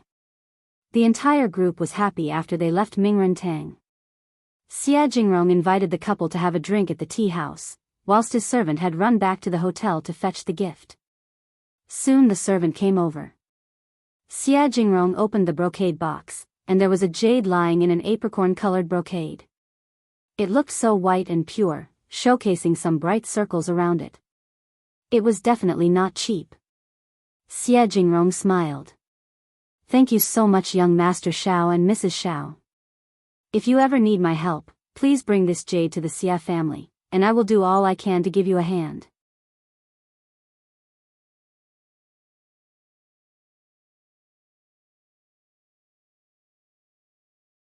Chapter 161 Xiao Xian's used the Xia family was going to use the Chinese fleeceflower root to put in the medicine for Madame Xia. Money was never going to be enough to pay back this favor. That was why Xie Jingrong offered something else. He could tell that the couple did not lack money, or at least, they were not worried about wealth. Xiao Yunduan was the cultivated talent and he was going to participate in the examination next year. Maybe he could go further than that. At that time, he probably would need the Xia family's help. The Xia family would be willing to give him a hand, as long as it was legal. That was why he gave them the jade, which was precisely what Xiao Yunduan and Xiao Xian needed more than anything else. If it had been a hunter who delivered the Chinese fleeceflower root, he would have offered him the money. Xiao Yunduan and Xiao Xian were glad. The Xia family was a noble family and young Master Xia knew exactly what they needed. Thanks. Xiao Yunduan accepted the gift generously. He did not need it, but Xiao Xian definitely wanted it. If Officer Qiao and the whole family were to treat her badly in the future, Xiao Yunduan would definitely make use of this jade. Officer Qiao was a clever man, and he would never expect that a concubine's daughter could ever make the Xia family help her. Xie Jingrong exchanged a few polite words and developed some good feelings towards Xiao Yunduan. He really liked people such as him, who were sharp and direct. Yuezheng Xiao smiled. Now that the goal is achieved, we are relieved. I will treat you both for lunch today. Xie Jingrong nodded alongside. Xiao Yunduan and Xiao Xian did not turn them down. Xiao Xian had the intention of befriending them, whilst Xiao Yunduan had no intention of cutting off the relationship, so the couple accepted the invite graciously. The four of them ate lunch at restaurant Yanhe before Xiao Yunduan and Xiao Xian left. During lunchtime, Xiao Xian reached an agreement with Yuezheng Xiao, telling him to wait for a little longer, since she had a commodity to show him. She wondered if he was interested. Yuezheng Xiao was very interested and accepted the proposal directly. When they went home, Xiao Yunduan gave the brocade box to Xiao Xian. You can keep it. Xiao Xian smiled. Really, for me? I think that you need it more than I do. I trust that you can become a recommended man. What if you get bullied? You can keep the jade. This can ensure that everything goes fairly in the future. Xiao Yunduan felt his heart become warm. He smiled gently. No one would dare to do anything about the village examination, and I barely go out or have any conflict with anyone. You keep it, so you don't have to be at the mercy of Madame Qiao and her daughter. Xiao Xian accepted the brocade box after hearing that. Okay, I will keep it, and we will use it when needed.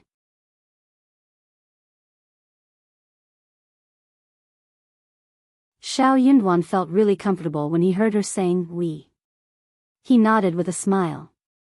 Okay. Xiao Xian smiled. I will stop here. I need to do some work. You should get back to your studies.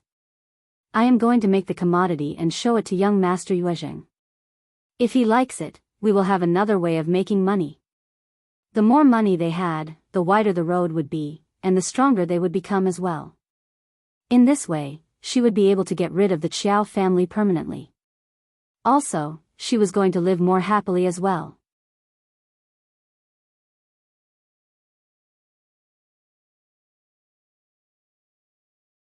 Chapter 162 Lipstick. Xiao Yunduan smiled. Okay, go ahead. He had no idea what other strange thing she was going to work upon. Xiao Yunduan was confused. Exactly how many strange books had she read? Xiao Xian was about to say something when she ended up smiling. Then, I will be off now. Saying so, she ran away. She had no time to waste. There was only half a day left. Xiao Xian asked Xiao Tao Tao to give her a hand. Xiao Xiaoqi joined them too, when he saw them in a frenzy. The three of them came to the floral field, and plucked pink roses. There were 3 colors of roses, pink, rosy and orange. Xiao Xian had used her superpower secretly, so the flowers bloomed and the fragrance became stronger. It was the flourishing time for the roses in May. Xiao Xian had tried to keep control of the growth, yet she could not control nature's vitality too much. Moreover, she needed to get down to making lipsticks as soon as possible. If she used her superpower, the roses would keep blooming until the end of June. Apart from these, there were China roses which bloomed throughout the year. Soon, they would also witness pomegranate flowers. Those were enough for her to make lipsticks. It was very easy to pick flowers, and the brother and sister soon had a basket filled with flowers. They poured the flowers into the basket next to Xiao Xian before going back to pick some more. Xiao Xian grabbed all the petals and put them into another basket. Then she put the petals into jars, one handful after another, grinding them. The juice was extracted, filtered and mixed with the beeswax in a jar, whilst some almond powder bought from the pharmacy as well as some seed oil which had been laced with her superpower was put inside. She stirred it smoothly. Then she poured the liquid into a mold, and smoothed away the top. After that, she carefully put the whole thing into the lipstick tube, and zipped up the opening. With that, one lipstick was done. Xiao Xian had the itch of using that lipstick immediately. It looked smooth and bright, fresh and tender, giving out the fragrance of roses. Perfect. It took almost 2 hours before the whole thing was done. It was evening when the first batch was finished. In the end, they had 12 tubes of lipsticks. They all had the same color, a beautiful, deep pink shade. She was going to fetch red roses, and deep red-colored China roses as well as orange-color roses for another batch respectively. With that, all the samples would be done. She was going to mix the color so different shades of lipsticks could be made. And she could even make use of different kinds of mountain flowers, wild flowers growing in different seasons for all kinds of lipsticks. Xiao Xiaoqi and Xiao Taotao were confused when they saw the strange thing that their adorable fifth sister-in-law had made. Fifth sister-in-law, what is it? Is it for fun? Xiao Xiaoqi asked after some time. It was not food, apparently, but was it a toy? How could it be a toy? Xiao Xiaoqi really could not fathom what it was. Xiao Taotao blinked in confusion as well. Xiao Xian smiled. That is called lipstick. Same as a blusher but for lips. Xiao Xiaoqi was still confused, but Xiao Taotao's eyes brightened. Aha! She finally realized what it was. Fifth sister-in-law, is it for lips? It looks so good, beautiful and convenient. Xiao Taotao cheered excitedly.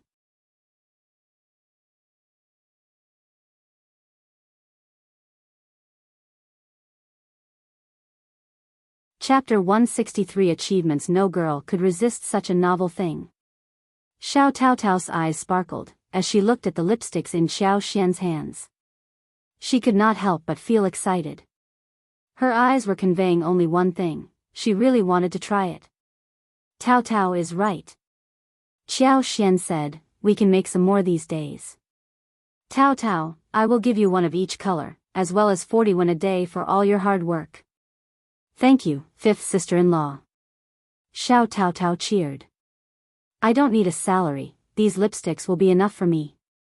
She had hoped to get only one, because she knew that lipstick would be expensive and it would be sold for money.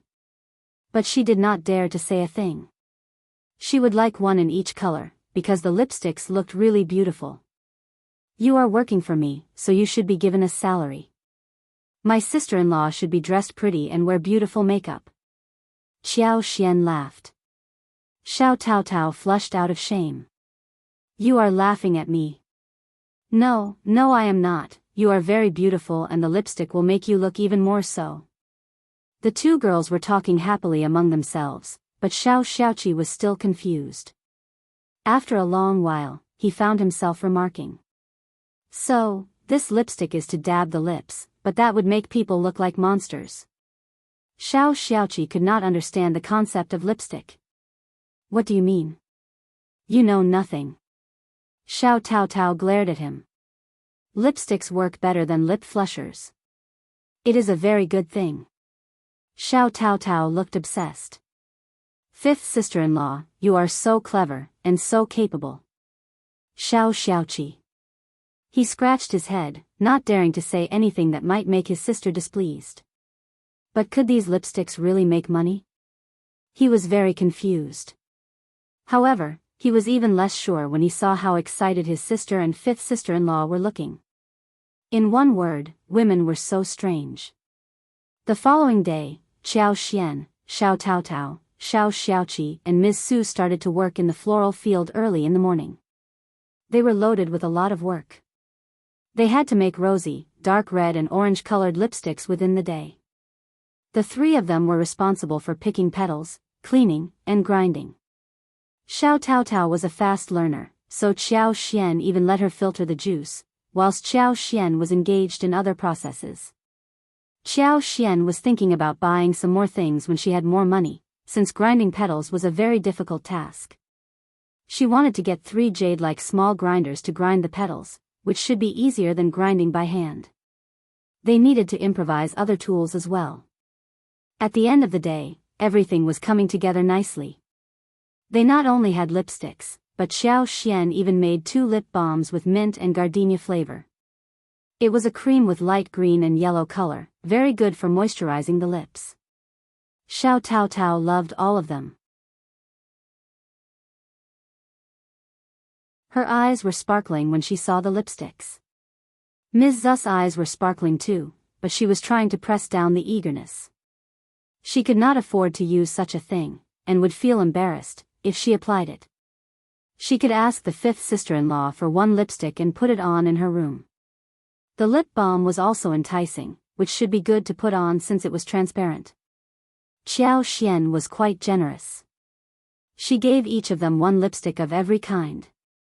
Xiao Taotao cheerfully accepted them with gratitude.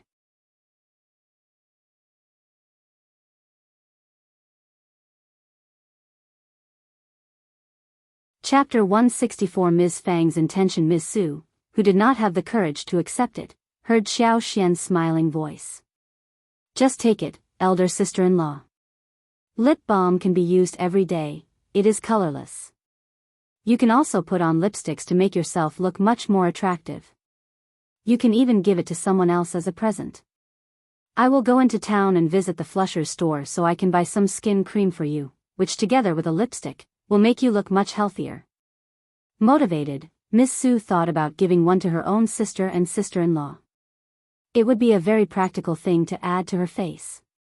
So, she thanked her and accepted the gifts with a smile. When they came home from the floral field, they ran into Ms. Niu and Ms. Ma, who were still pestering the family about the spring plowing. The 2 women were so angry but could not say a thing. They tried to reason with Miss Fang. Miss Fang looked calm and replied the same thing over and over again. We have drawn contracts, you don't need to worry about anything. I will take the responsibility if your fields are ruined. That made Ms. Niu and Ms. Ma even more annoyed. It was the spring plowing.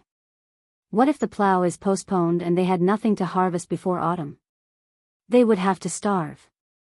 Of course, they were really anxious. What was Ms. Fang planning? Seeing their anxious look, Ms. Fang felt really glad within her heart. She was going to make them become even more anxious, so they would have no heart to eat or sleep. Seeing Xiao Xian return, Ms. Ma could not help but throw her temper at her. What are you doing outside every day? No daughter-in-law should behave like this. You are so ill-mannered. Xiao Xian chuckled and blinked. 3rd aunt-in-law, my mother-in-law approves of my idling outside. She loves me. Miss Fang sneered and snorted. Yes, I love to see my daughters-in-law having fun and they can do whatever they want. I am quite satisfied with them. They are so kind and well-behaved. Ms. Ma was so irritated that she was speechless. Ms. Fang was being so arrogant because she had a good daughter-in-law. Well, it seemed that a rich, good daughter-in-law could make people arrogant. That made her feel even worse. Without the intention of speaking with them anymore, Ms. Fang said impatiently, you can go home now. I have already promised you. What are you afraid of? Do you not trust me? Ms. Niu forced a smile. That is not true. Well, okay then. Ms. Niu. We will wait until you fulfill your promise. You won't starve us, right? Otherwise, we will have to come to your home to eat. Ms. Fang laughed. Are you still asking again when you know about this already? Ms. Niu. Ms. Fang added. But you are wrong. I have only taken responsibility for your rakes, not anything else. Don't come to me no matter whether you have food to eat. You can't keep taking advantage of us all the time. Ms. Niu was stuck in words. When the two women left, Xiao Xian told Ms. Fong about lipsticks. Ms. Fong did not have much knowledge of it except that it did look exquisite and made her speak highly of it. It is going to sell well, right? Xiao Xian nodded. Definitely. Cheerfully, Ms. Fong said, okay, only you are able to come up with an idea like this. Keep the money well, and don't tell anyone, of course, Mom. Ms. Fong smiled and stressed that to Ms. Su, who promised her as well. She was not going to counter her mother-in-law.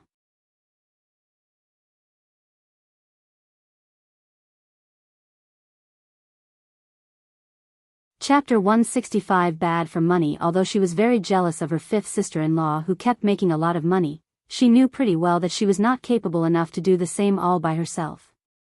Therefore, she was envious, yet happy in the present situation. After all, when fifth sister-in-law made a fortune, she was benefiting from it too. Moreover, fifth sister-in-law had told her that there would be numerous tasks for them to do in future, and she would be paid for all the work, like the 40 yuan she received today. She gave 20 yuan to the shared savings, and the remaining 20 yuan was left for her. Xiao Xian was cooking dinner tonight as a celebration of what they had achieved in the daytime. They still had 1 duck remaining at home. They bought 2 ducks a couple of days ago, one for the Dragon Boat Festival, and the other one was kept for this day. The duck meat was minced, and the garlic sprouts and green peppers were chopped. The peanuts in the rice pot were fried until they became crispy. Then the peanuts were smashed and stir-fried together with the rest. Some steamed buns were also made which could be eaten with the fried duck meat. The others were cut into slices and stewed with the sun-dried bamboo shoots for soup.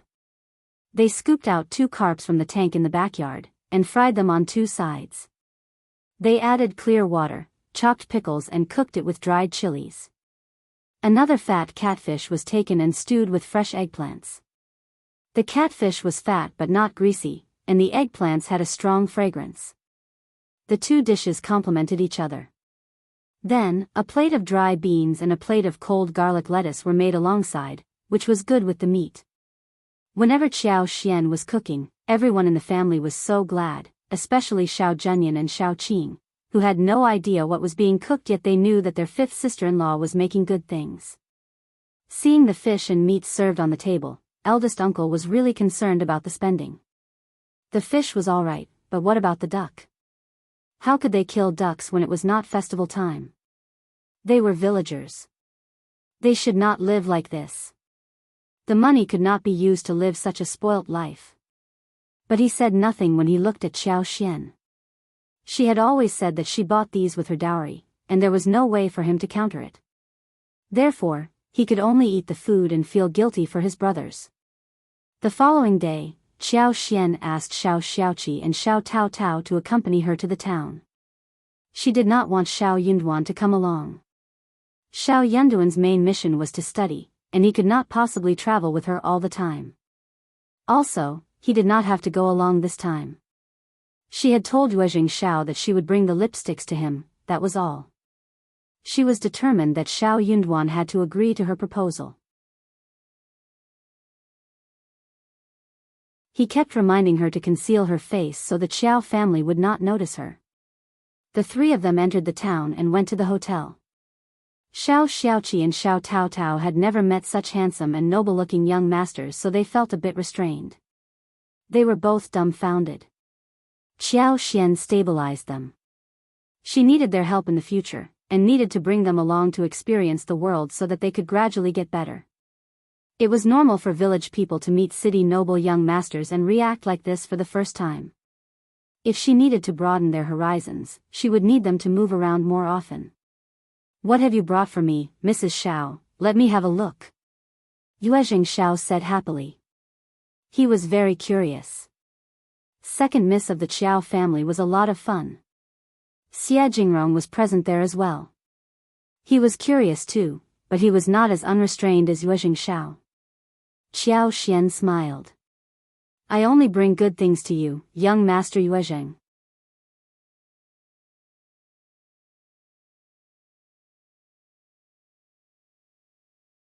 Chapter 166. Yuezheng Xiao's appearance. She opened a long, rectangular box.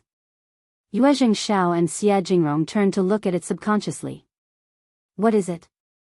It was a white porcelain tube depicting various flower patterns in the size and length of a finger. What was this? Yuezheng Xiao was a well-informed person, but he was very confused at the moment. Xie Jingrong blinked and was confused too. Qiao Xian smiled and took out one lipstick. She removed the lid and twisted the tube. A rose-colored, creamy-looking stick came out of the tube gradually. The top of the cream was smooth and gentle, looking very beautiful.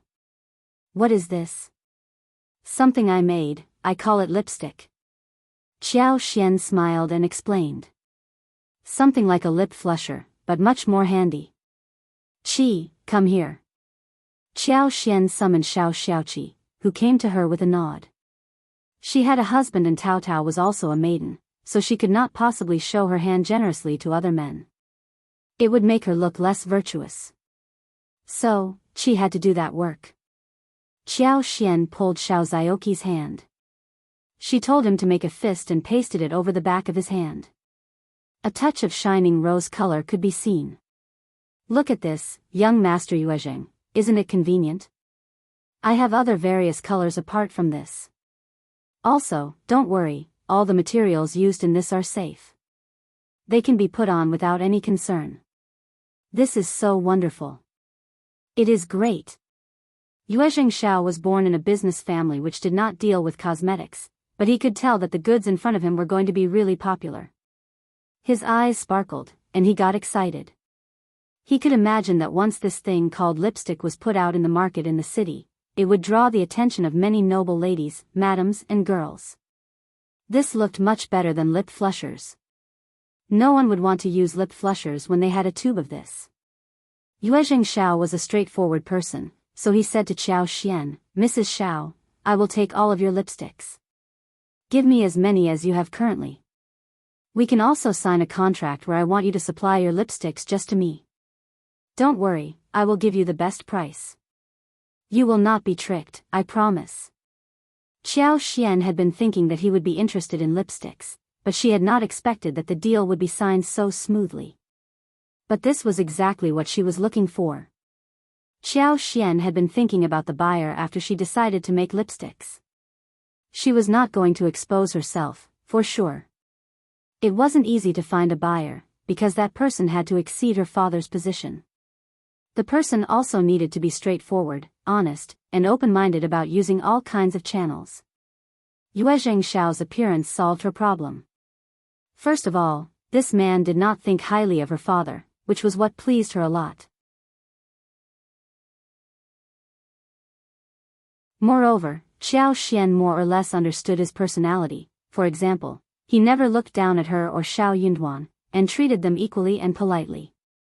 Also, on the day when they were seeking shelter from the farmer's family, he even accepted the ginger soup from that farmer's wife politely and expressed his gratitude to her. Not every rich man would be as well-mannered as him. Since he did not need to pretend to be this polite, it showed that his behavior was real. Then it came to Chinese fleeceflower root. A Chinese fleeceflower root over 500 years old was so rare that he only spoke highly of it, rather than showing any greed.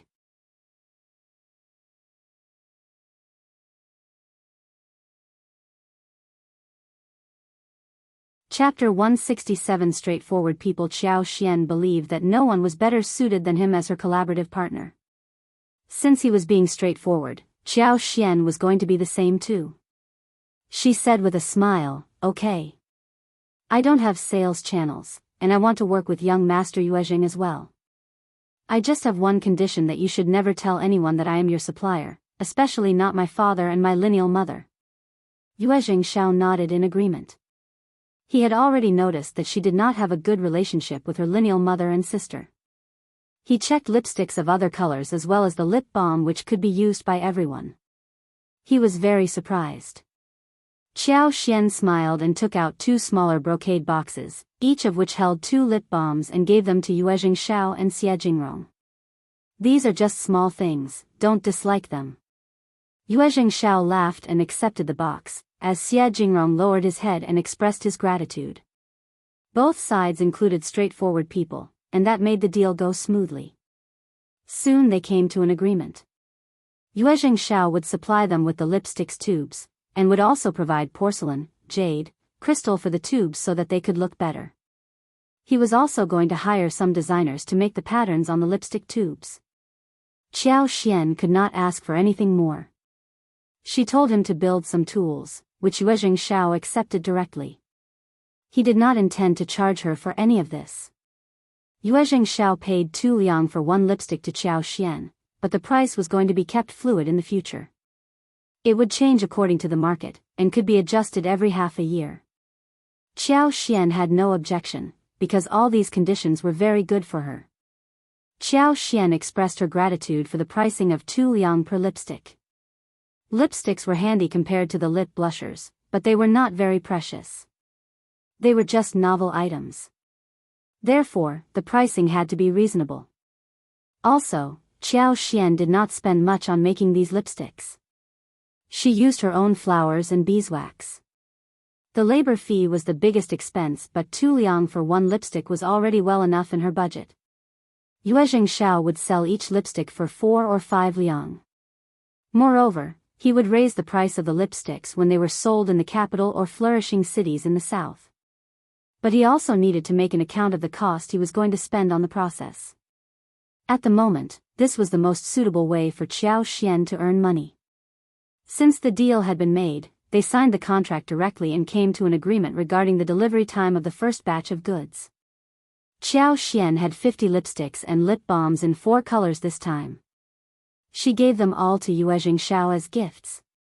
She was giving them full-heartedly for the purpose of marketing. These things were expensive for others, but for her, she had not really spent any money on them. It was a good way for her to obtain the favor of Yue Xianxia and the Yue Xing family. She intended to have a long-lasting business with the Yue Xing family, since he had a huge supply channel. Yue Xianxia and Xie Jingrong were startled by her generosity. These boxes were worth 100 liang. Even in the noble family, 100 liang was not a small figure, and noble young masters with a relatively ordinary position in the family would only have 10 or 20 liang every month. For farmers, 100 liang was not a small figure. Xiao Xian gave it out just like that. They could see that she was not being polite on the surface. Yue Xianxia could not help but admire the generosity of this lady. He felt lucky inside his heart, and whispered to himself that Mrs. Xiao was a good business partner that one would not find so easily.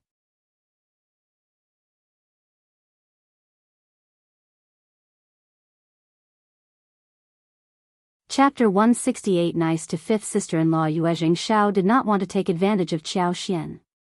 In the end, Xiao Xian accepted 50 liang, half for each box, showing sincerity to both sides. Yue Xianxia could not help but smile. "Oh right, Mrs. Xiao, if you have other proposals, please consider me as your business partner first. I promise that you will never be tricked or treated unfairly." Xiao Xian smiled. "Great, young master Yue Xing, I don't have any other business partner, apart from you. I can't just establish business relationships with anyone easily." Yue Xianxia laughed. "That is true." He said that he would visit her home someday, and Xiao Xian agreed readily. There was nothing interesting around Shading Village, and he would naturally not come over. Xiao Xian thought that it was just polite words, so she just said yes. Without Xiao Yunduan around, Yue Xianxia did not ask Xiao Xian to stay for lunch. So Xiao Xian left with Xiao Xiaoqi and Xiao Taotao soon afterwards. The brother and sister were still in shock. Xiao Taotao was especially in a daze. After a while, she mustered her courage and said to Xiao Xian, "Fifth sister-in-law, when I reach home, I will return the lipsticks and lip balms to you. I will keep the used ones, because I never knew it would be so valuable, otherwise, she would not have taken in so many of them. 2 liang for one. Not 2 qian or 21, it was for 2 liang. Just keep them. Xiao Xian interrupted her before she finished her words. She smiled as she took her hands. It is not expensive for us. Also, we have plenty of money right now, already, don't we? But, we can make them easily. If you like them, just keep them, no worries. Xiao Taotao thought for a while and believed that she was right. She really loved those lipsticks, and did not want to give them back. She smiled bashfully. Then, I will keep them. Thank you, fifth sister-in-law. Xiao Taotao was so moved. Fifth sister-in-law was wealthy and capable of making money, and was even paying her own family for all the work, which was already quite rare. Moreover, she gave out such valuable things without hesitation. She did not think that their elder sister-in-law would do the same. So, she was going to be very kind to her fifth sister-in-law. Xiao Xian smiled. You can tell Mom about this matter, but not others, all right? We have many opportunities to make money, and you may be in charge of making the lipsticks. I will teach you, and you should focus and learn properly. Hearing Xiao Xian's words, Xiao Taotao was shocked. Xiao Xiaoqi was shocked too. But, fifth sister-in-law, that is your money-making idea. How can you teach me the method? Xiao Taotao panicked. Xiao Xiaoqi nodded too. Honestly, craftsmen only passed on skills through generations, and even if they needed disciples, the disciples would need to work for years as slaves before being able to get the real knowledge. More so, the master would never give out the knowledge unless he was satisfied with the disciples. But fifth sister-in-law was ready to pass on the knowledge so casually. Xiao Xian was not dominated by the values and ideas in this era, and she laughed. Of course I am passing it on to you. I would be very grateful if you could help me in doing this business.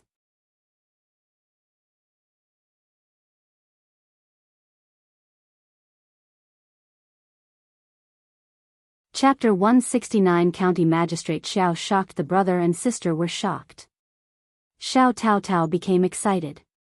Fifth sister-in-law, I will definitely try my best, and I will never pass the secret out to anyone else, I promise. Xiao Xian smiled. Okay. I believe you. Overjoyed, Xiao Taotao was immediately filled with strength and confidence. It was like a dream.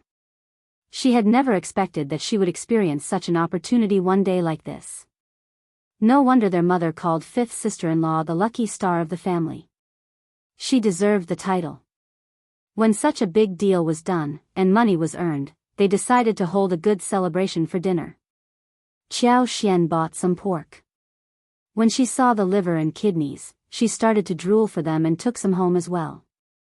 Then she bought a lot of ingredients for making braised vegetables, such as large and small fennel, star anise, cinnamon, bay leaves, licorice, dried tangerine peel, etc. This was to be boiled in the brine to make a pot of braised vegetables. Xiao Xiaoqi and Xiao Taotao were both excited again.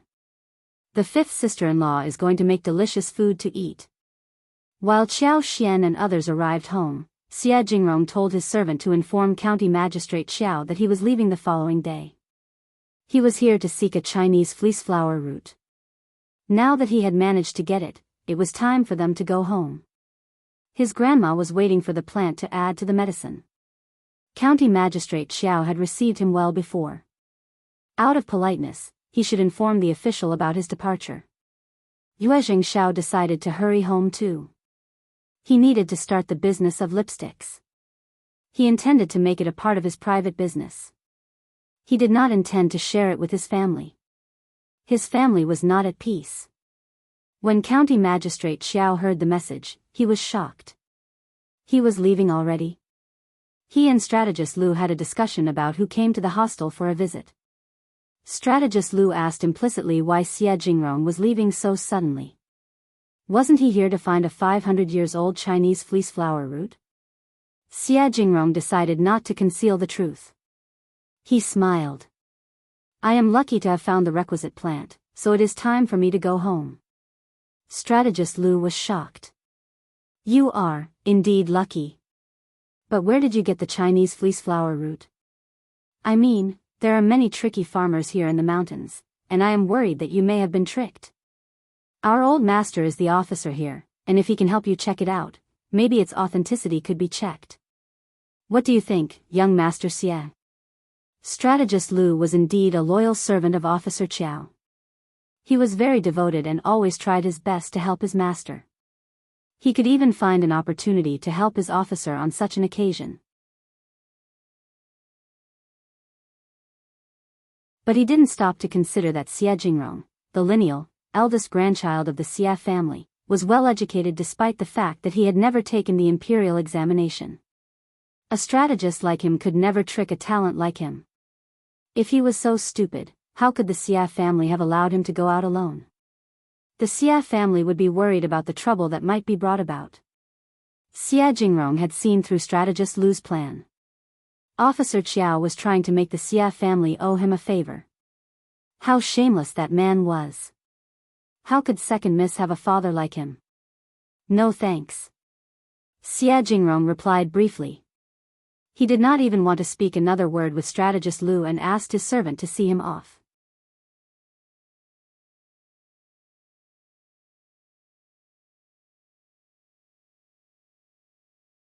Chapter 170. Shameless strategist Lu found him absent-minded and realized that he was trying to turn him down. He did not dare to make a scene in front of him. He pretended to put on a smile and left. He hurried back to the governmental office and passed on the message to Officer Qiao. Officer Qiao was disappointed and also a little anxious. The Xie family was a first-class family, and when he saw such a great opportunity slipping away in front of him, he felt heartbroken. Officer Qiao went to Madame Qiao and asked her for an idea. His wife was a good helper. She has come up with many good ideas during these years. He was so anxious that he went to ask her what opinion she had.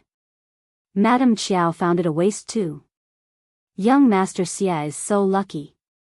How can he get a Chinese fleeceflower root over 500 years old so fast? Which unruly man got it for him? He should have passed the message to you first when he found a great thing like this. We must find out who that person is and punish him.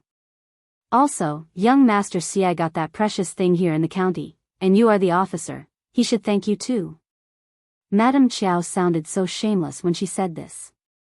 Officer Qiao was the officer of the county, but he was not a man with endowment. Why must he examine everything that was discovered out of the land? But an ambitious man like him did not find anything wrong about it. He agreed with his wife totally.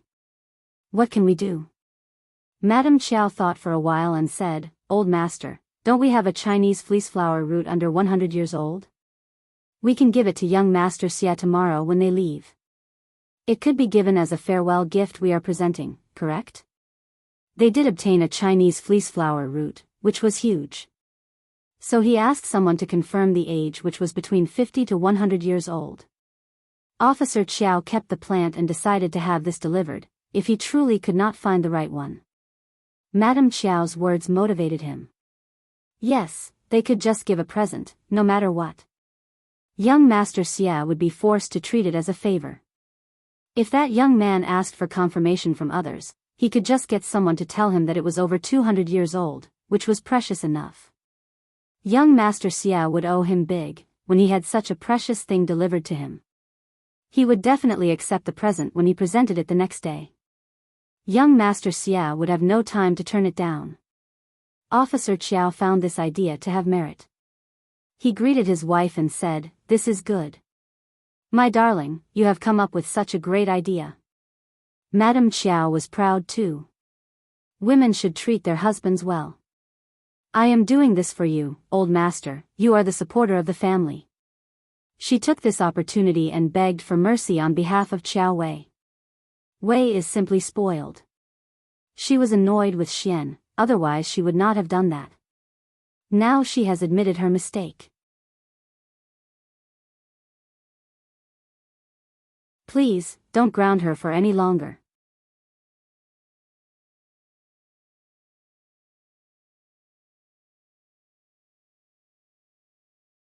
Chapter 171. Dirty Shoes. Old master, don't worry, I will definitely discipline her and she won't mess around anymore.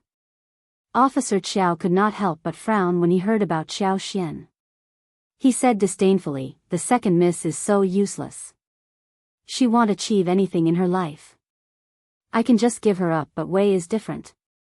She is going to marry someone good in the capital, and she has to learn to behave well. Otherwise she will cause a lot of trouble in the capital. You have to learn how to rectify her temper properly." Hearing what he said, Madame Qiao was feeling both glad and proud.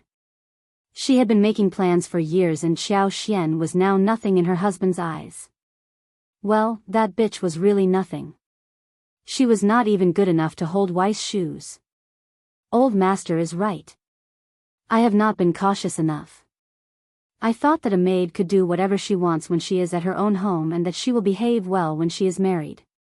That is why I decided to spoil her a little. You are the one who treats Wei the best. Don't worry, old master, I will pass on your message to Wei. She will definitely understand your intention and a kind girl like her would surely correct her mistakes. As for Xiao Xian, Madame Qiao said nothing more. There was no need to mention her at all. In her eyes, she was just a weed that would stain her shoes, after stepping on her. Officer Qiao was gratified. He sorted his beard and nodded.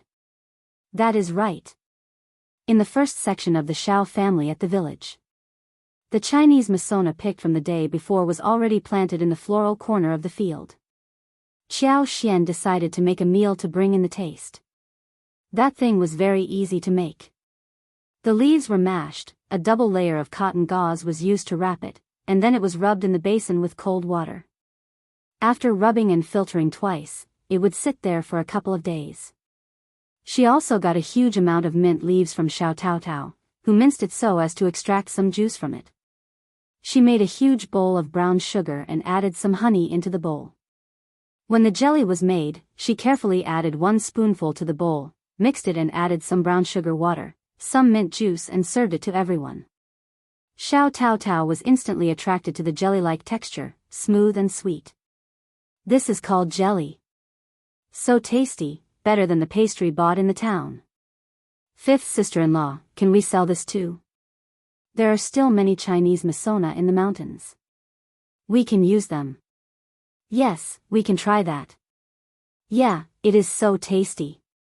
Miss Fong was astonished as well. She ate 1 bowl and praised Xiao Xian. You are really clever to find such a wonderful trick. It is a good snack during summer. Miss Fong did not care if they had to use some sugar in it. Xiao Xian served a bowl to Xiao Yunduan who was busy studying at home. She blinked and asked for praise. What do you think? Xiao Yunduan took 1 bite and the sweetness went straight into his heart. He nodded. It is so tasty, no one else would be able to think of how to make something like this. That is right. Xiao Xian was satisfied and proud too. Let me think more about this. Maybe, we can add more ingredients for better taste. Mint and sugar were the fundamental things for jelly. Some other spices, like raisins, chopped walnuts, almonds, shredded hawthorn, sweet red bean paste, milk, juice, chopped fresh fruits could also be added alongside. Xiao Yunduan smiled. You will definitely figure it out.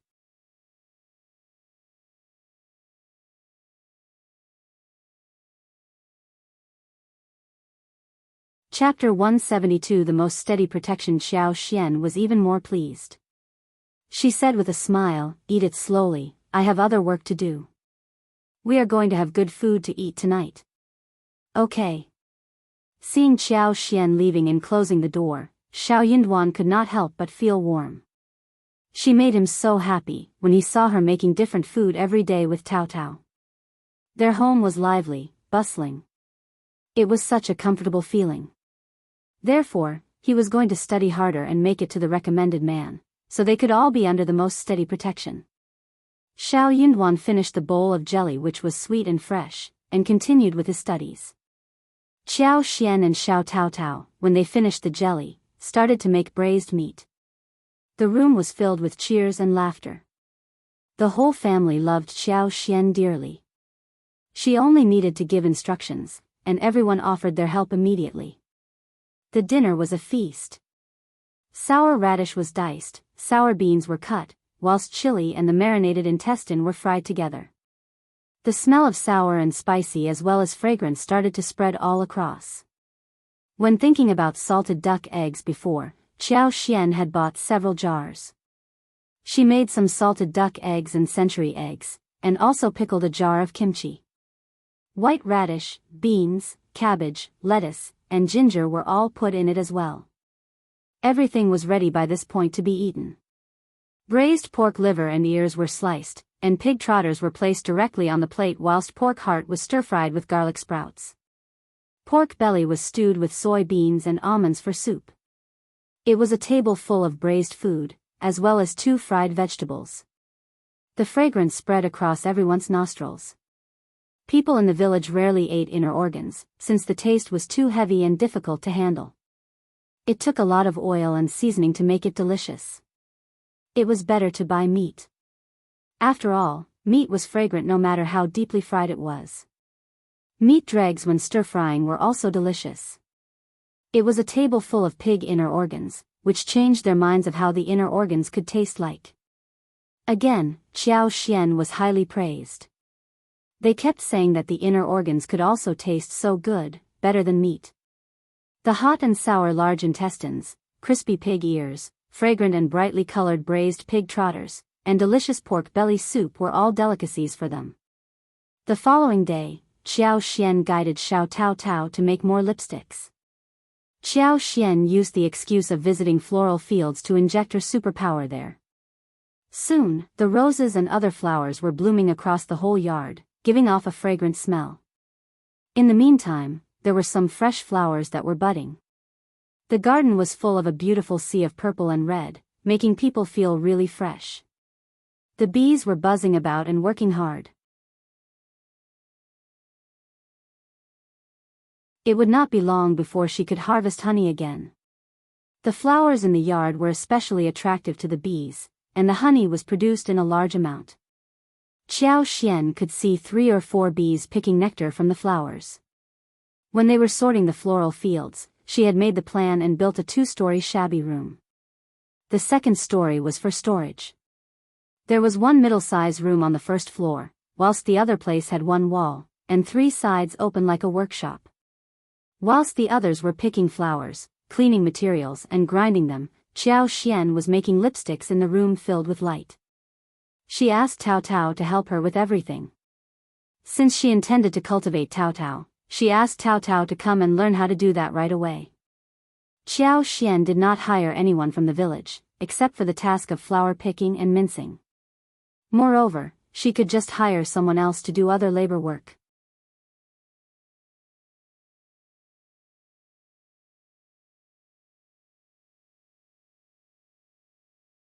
Chapter 173. Wuxia Xianxia's sneering, but that was something for later, when they had built new houses.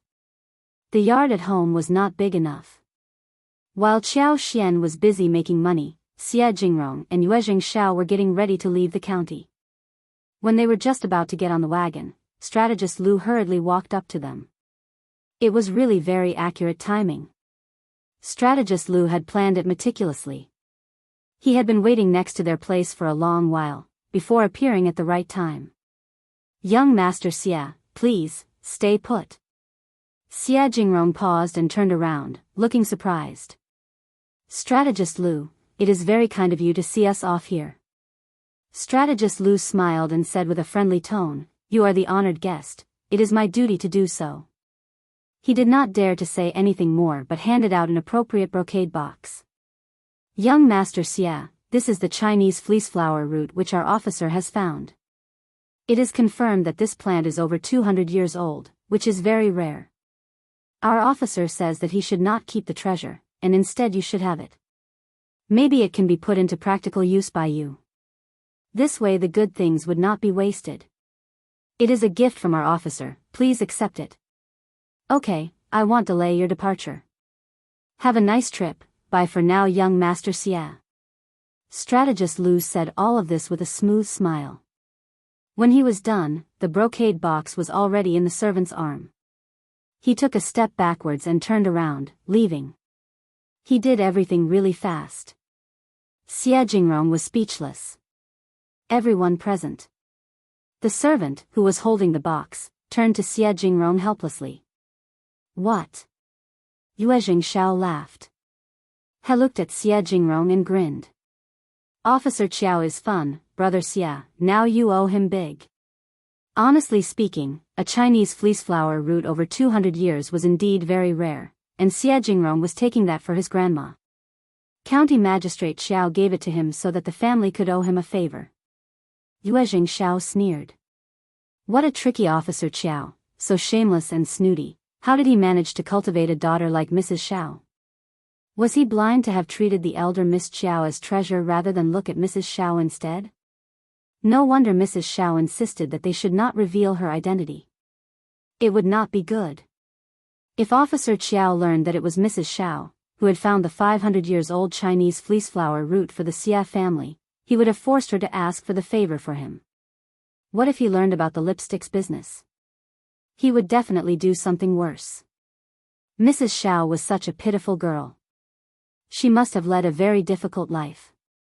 Xie Jingrong frowned, thought for a while and said to the servant, return the brocade box in the intact state to Officer Qiao personally.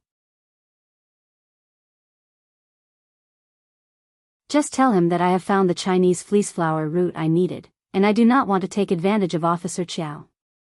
Officer Qiao should keep it for himself.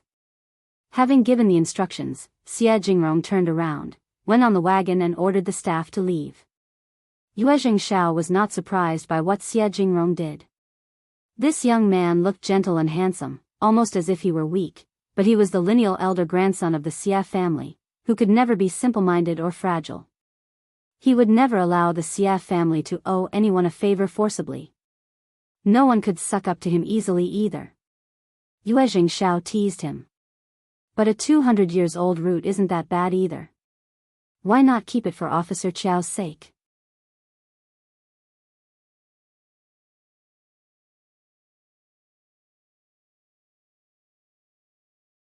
Chapter 174. Badly mannered Xie Jingrong looked at him and replied calmly.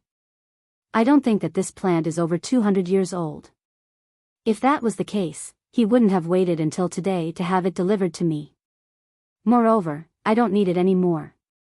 A plant over 200 years old was precious for sure. County Magistrate Xiao would have definitely not waited. Instead, he would have come to the hotel the moment he found it. He should stay away from this man as far away as possible. He already had one 500-years-old plant with him. What was the point of having another one that was less impactful? Startled, Yue Jingxiao responded. Really? But, can he really lie to us? The Xia family would definitely hire someone to test the plant. Xie Jingrong immediately countered. So what? He is not an expert, and maybe when he gets to know that he has got a wrong confirmation, he would prepare an expensive present and come to the Xia family, telling us that he was cheated as well. Yue Jingxiao. How horrible are people in the official field? Xie Jingrong smiled, as he tapped the table. That was why he never intended to take any more imperial examination, after he made it to the recommended man level. There was more than one person in the Xia family who could become active in the industry. On the other side, Officer Qiao, who had been waiting, was dumbfounded. Young Master Xie's servant did not smile but showed a very distant look. He rode away the moment he returned the stuff. Officer Qiao felt really humiliated. He lectured strategist Lu with a blackened face, and then turned to Madame Qiao. Madame Qiao was taken aback as well. This can't be possible. How can one turn down a friendly gesture? You offered the present so generously. How could young master have done that? It is so badly mannered.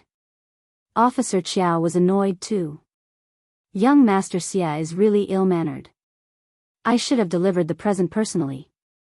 If he had gone there personally, young Master Xie would not have returned the present, right? But there was nothing else he could do apart from complaining at this moment.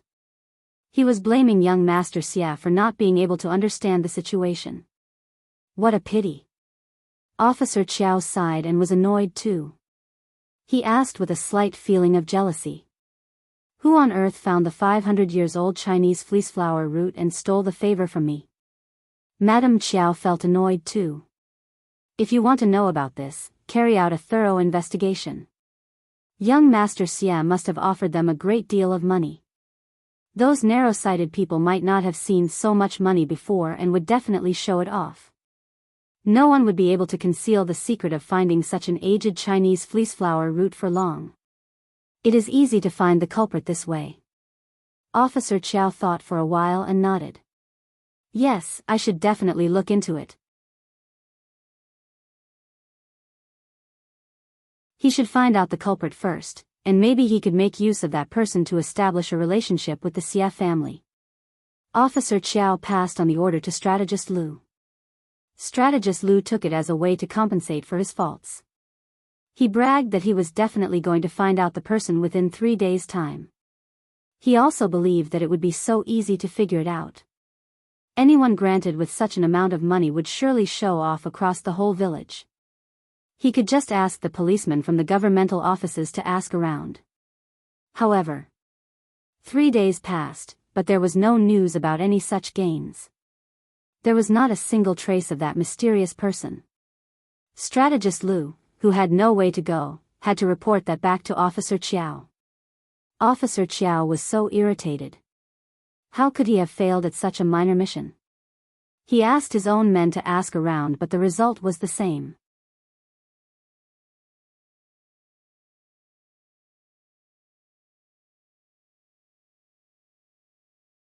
Chapter 175 Mouth Officer Qiao.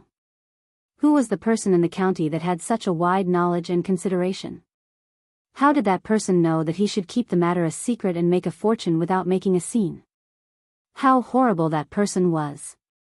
Officer Qiao had a desperate itch to know who that was. At the Xiao family, the first section of the family made the second and third section of the family feel really anxious. They did not dare to come to them to ask for wild animals and other benefits, even after they learned that Xiao Xiaoqi went into the mountains for hunting and Xiao Xian returned from the town. For one thing, Ms. Fong was so unfriendly at the moment, and they would not be able to get anything easily at the moment. For another, what if they irritated Ms. Fong so much that she would not want to help them with some rakes? Then what would they do?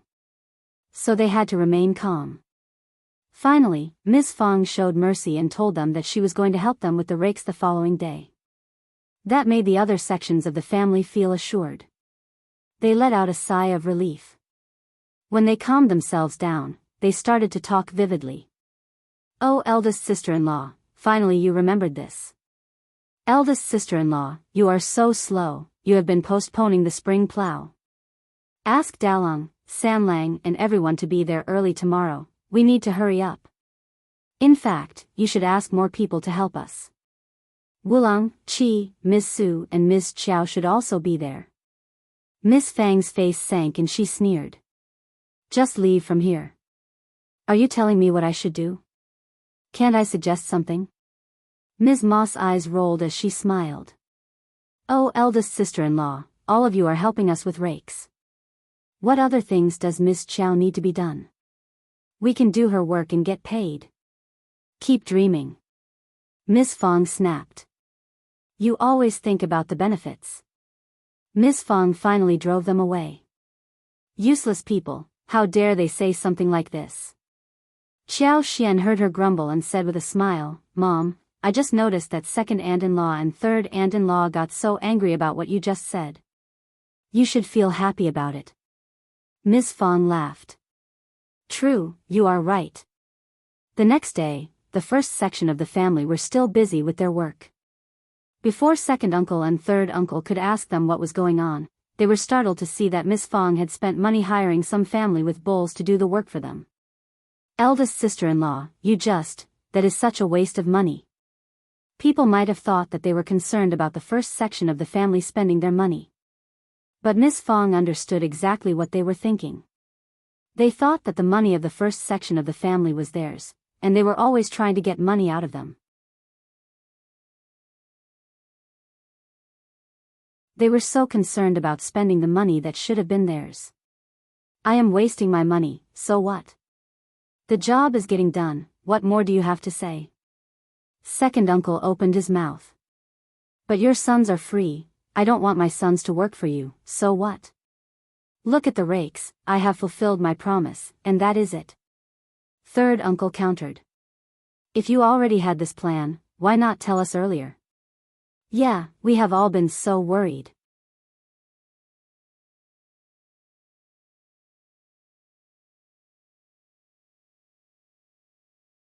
Chapter 176 Jealousy. Ms. Fong smiled briefly. Well, I didn't tell you earlier because I was worried about any unforeseen changes. Second uncle and third uncle suddenly ran out of words. They exchanged a look between themselves and left. They went into the field and started to watch the people doing the rakes. They had taken advantage of the first section of the family, but it felt as if they had turned hollow inside their hearts.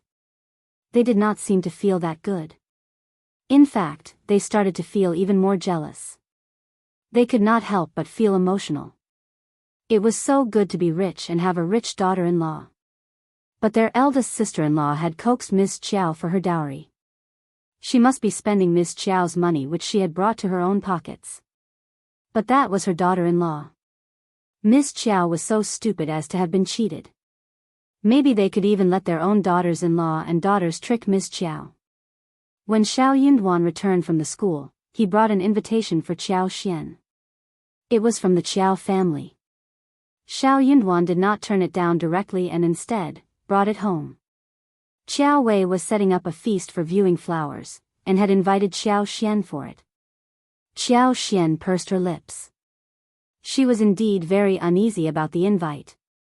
If you don't want to go there, you can turn it down with an excuse. Xiao Yunduan was annoyed too. He felt so horrible to see his wife being bullied, yet he could do nothing about it. He had been a calm person all through his life. He used to study hard for his parents so they could live a better life, that was all. But at this moment, he had developed a profound eagerness to accumulate power. If he could become stronger, just a little bit more powerful, he could do something about the situation. Xiao Xian chuckled. Of course I will go there. She can't kill me, can she? I know what she is like. If I don't go over, she will make a big scene. Xiao Yunduan had predicted that she would react like this, so he added. I will go there with you. I will be waiting for you outside the mansion. Don't stay for too long, just find an excuse to leave early. Maybe young Master Xie's jade can be of some help, it could definitely be of some help.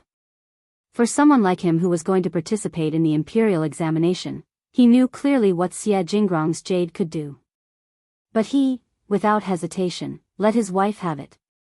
Xiao Xian chuckled and suddenly found that this little person was lovely. She was so lucky to have found him. No, we should not use this jade for such small things. Don't worry, Xiao Wei is arrogant and incapable. I am capable of handling her.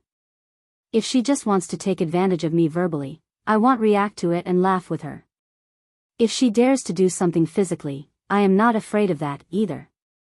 I am the second miss, which I can use to frighten people every now and then. This girl looked beautiful, confident and generous.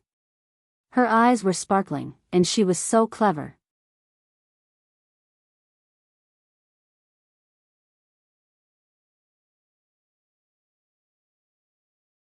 Chapter 177 Invitation. Xiao Yunduan suddenly felt as if his heart had been attacked by something.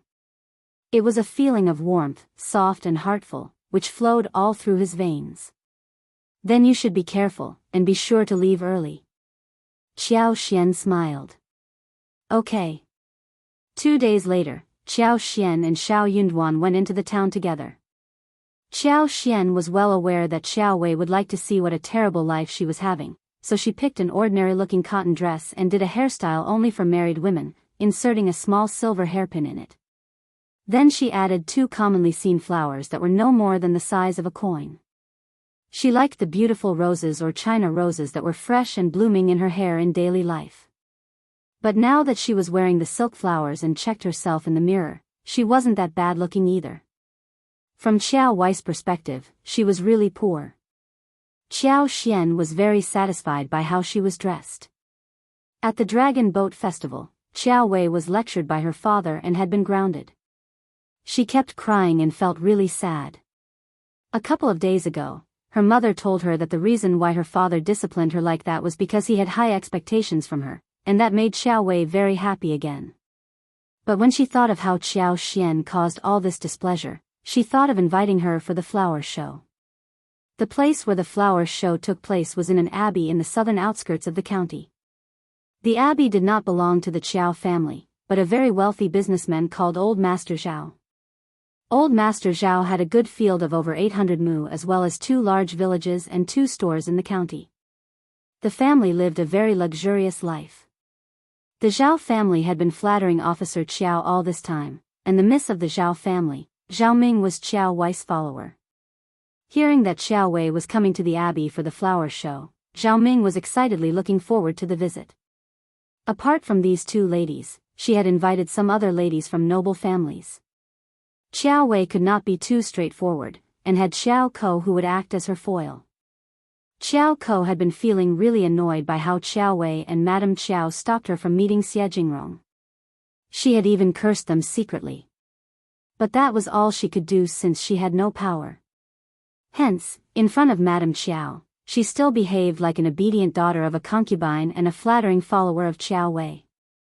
Xiao Wei and her mother were aware of how concubine Du and her daughter held a grudge towards them, but what could they do about it? A concubine as well as a lowly daughter could not do anything big anyway, right? They were nothing more than slaves. Xiao Ko would always have to obey Xiao Wei's rules and follow her orders no matter what.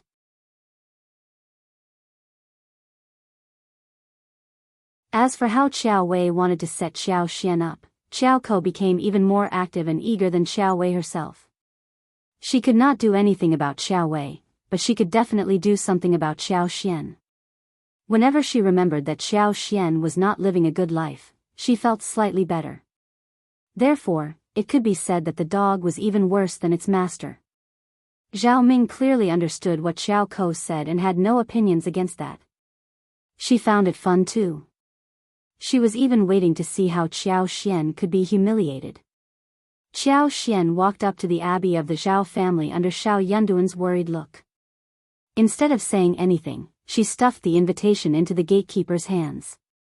"I am County Magistrate Xiao's daughter. Is my sister here? Can I go in?" Gatekeeper.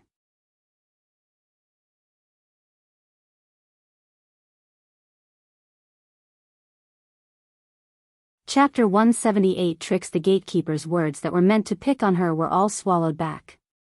Xiao Xian showed the identity, and despite her ordinary-looking dress, she was still Officer Qiao's daughter, whom the gatekeeper should not mock without reason. Also, Second Miss seemed like someone who could not be irritated easily. What if she caught her fault and vented anger on her? Even her own miss would not defend her at that time. Therefore, the gatekeeper made up her mind and let Xiao Xian in. She pointed in a direction and showed a passionate smile. "You are Second Miss, right? Elder Miss Qiao and Third Miss as well as my miss are all at the pavilion by the lake. Wisteria flowers are blooming. Please, have a look and enjoy, Second Mississippi." What a trick. Xiao Xian immediately understood that there was something tricky in her words. She would not go there now that she had realized that something was wrong. Only stupid people would follow the direction. Xiao Xian said to the gatekeeper, "I don't know the road, can you please take me there?" "But, Second Miss," Xiao Xian showed a strange smile. "No. I am the guest here. Is it so difficult for you to take me there? Or do you think that I don't deserve your help?" "Of course not." The gatekeeper, who was an ant, had no choice but to lead Xiao Xian to the venue. She was mumbling to herself while walking. Who said that Second Miss was honest, timid and easily tricked? That person must be lying. The ant did not lead Xiao Xian there directly, fearing that her mistress would blame her for not following the order. She took her on a tour, so she could at least complete her misorder. Xiao Xian soon realized what this ant was doing. But she said nothing. She did not care if she had to walk a little more. Moreover, she was not worried that the ant would take her somewhere dangerous. She could see the whole abbey when she opened her magical senses. Nothing could escape her sight. She could sense where Qiao Wei and the other ladies were, and what they were doing. Suddenly, Qiao Xian paused. She was both surprised and overjoyed. She saw 2 small tomatoes that were growing randomly in a corner. The 2 tomatoes were not growing in a healthy way and had collapsed. There were flowers and red fruits, but they were not very big in size. It was something the Zhao family had gotten from somewhere, but they could not recognize what these plants were, so they put them randomly in this place. No one would spend much effort planting fruits. That was why they were left alone here. It was a very good thing for her. She glanced around and saw that she and the ant were alone. Qiao Xian suddenly let out a scream and paused in her steps. I seem to have dropped my handkerchief. Ant, please find it for me. The ant had no intention of helping her, but she suddenly thought of something and nodded immediately. Qiao Xian smiled.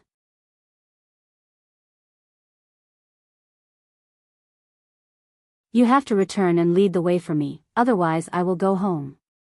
Startled, the ant said with her breath held, Second miss, don't worry, I definitely will return soon. She had intended to leave directly, but if Qiao Xian left because of her absence, her miss would definitely blame her. Second miss was an honest and easily bullied person. That was incorrect. The moment that ant left, Qiao Xian went to pick up 2 large tomatoes and put them in arms. She was cheering happily inside her heart at this moment. She was going to make tomato scrambled eggs, tomato stewed tofu, tomato stewed fish, tomato brisket pot, tomato mixed with sugar, tomato sauce, tomato soup, tomato noodles, and a lot more.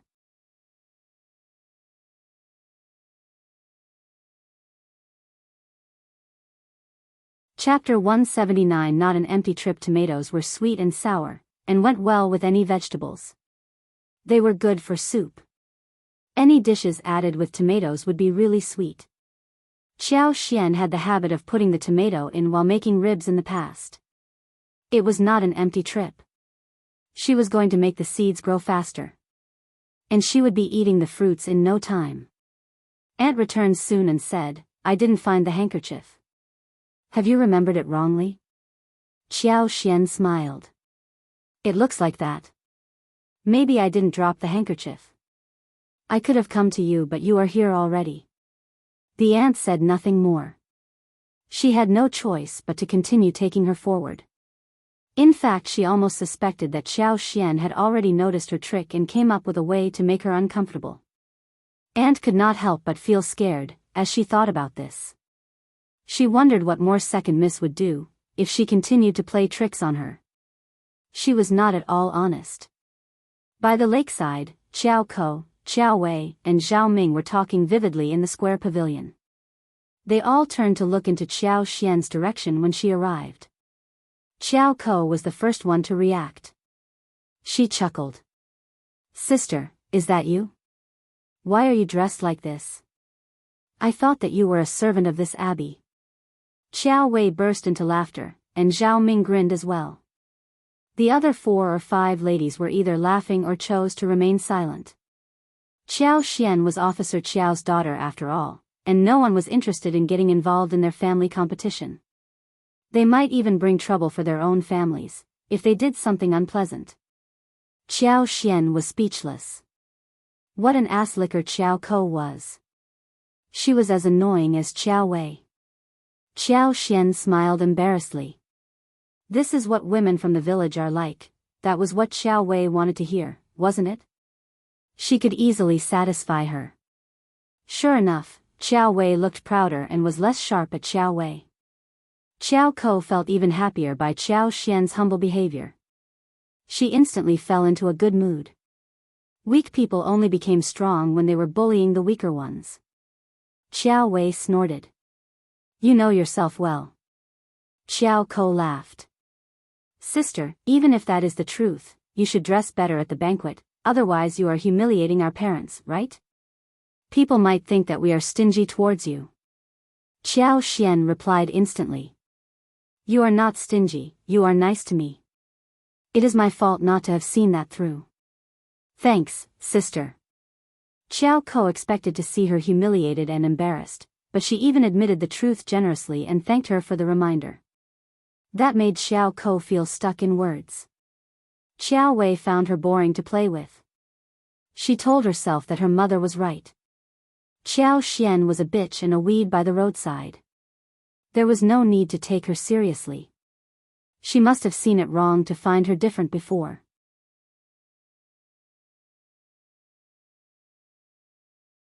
Instead of speaking with Xiao Xian, Xiao Wei turned to Zhao Ming and the other ladies, ignoring Xiao Xian directly. Xiao Xian let out a sigh of relief. But Xiao Ko felt unbalanced.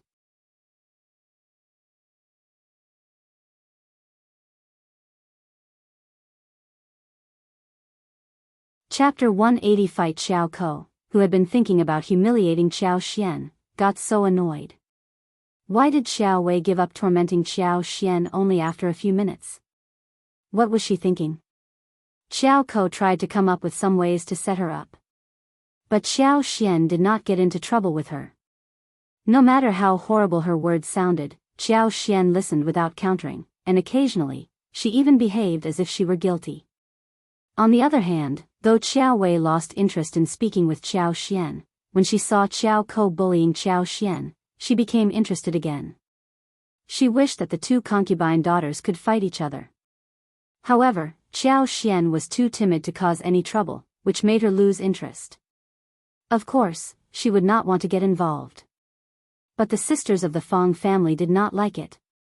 They helped Xiao Xian out by engaging in a conversation with Xiao Xian and eased her embarrassment. Jealous and angry, Xiao Ko did not like it when someone helped Xiao Xian out. What was the point of helping her? She was just a countryside woman. She rolled her eyes and screamed. Oh no. Sister, I just lost my jade in the water, can you help scoop it out? Thanks very much.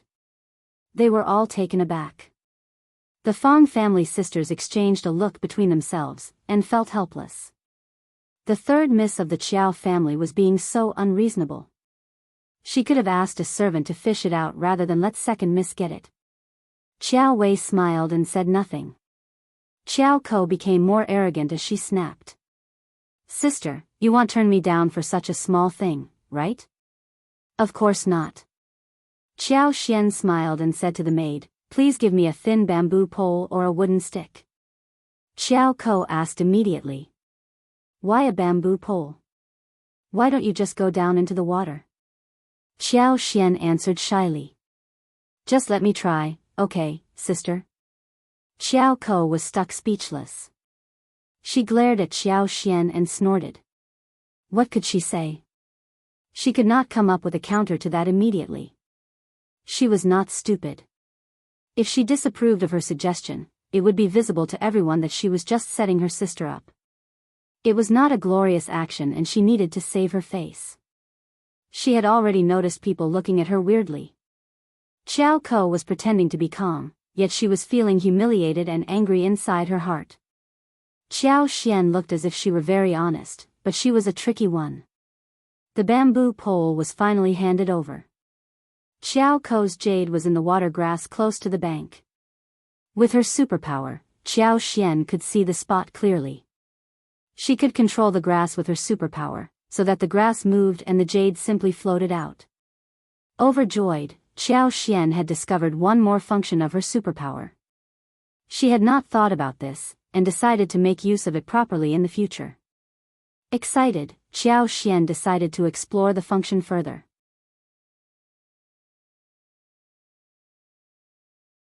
She was going to develop it well. If she could use the superpower to control some plants, she could even protect herself. Won't she be totally invulnerable then? In front of everyone, Xiao Xian used the bamboo pole to take hold of one grass blade so the grass was tangled with Xiao Ko's jade. You're tuning in to the Carefree Valley YouTube channel. Don't forget to subscribe and join us on this journey to catch the most captivating stories.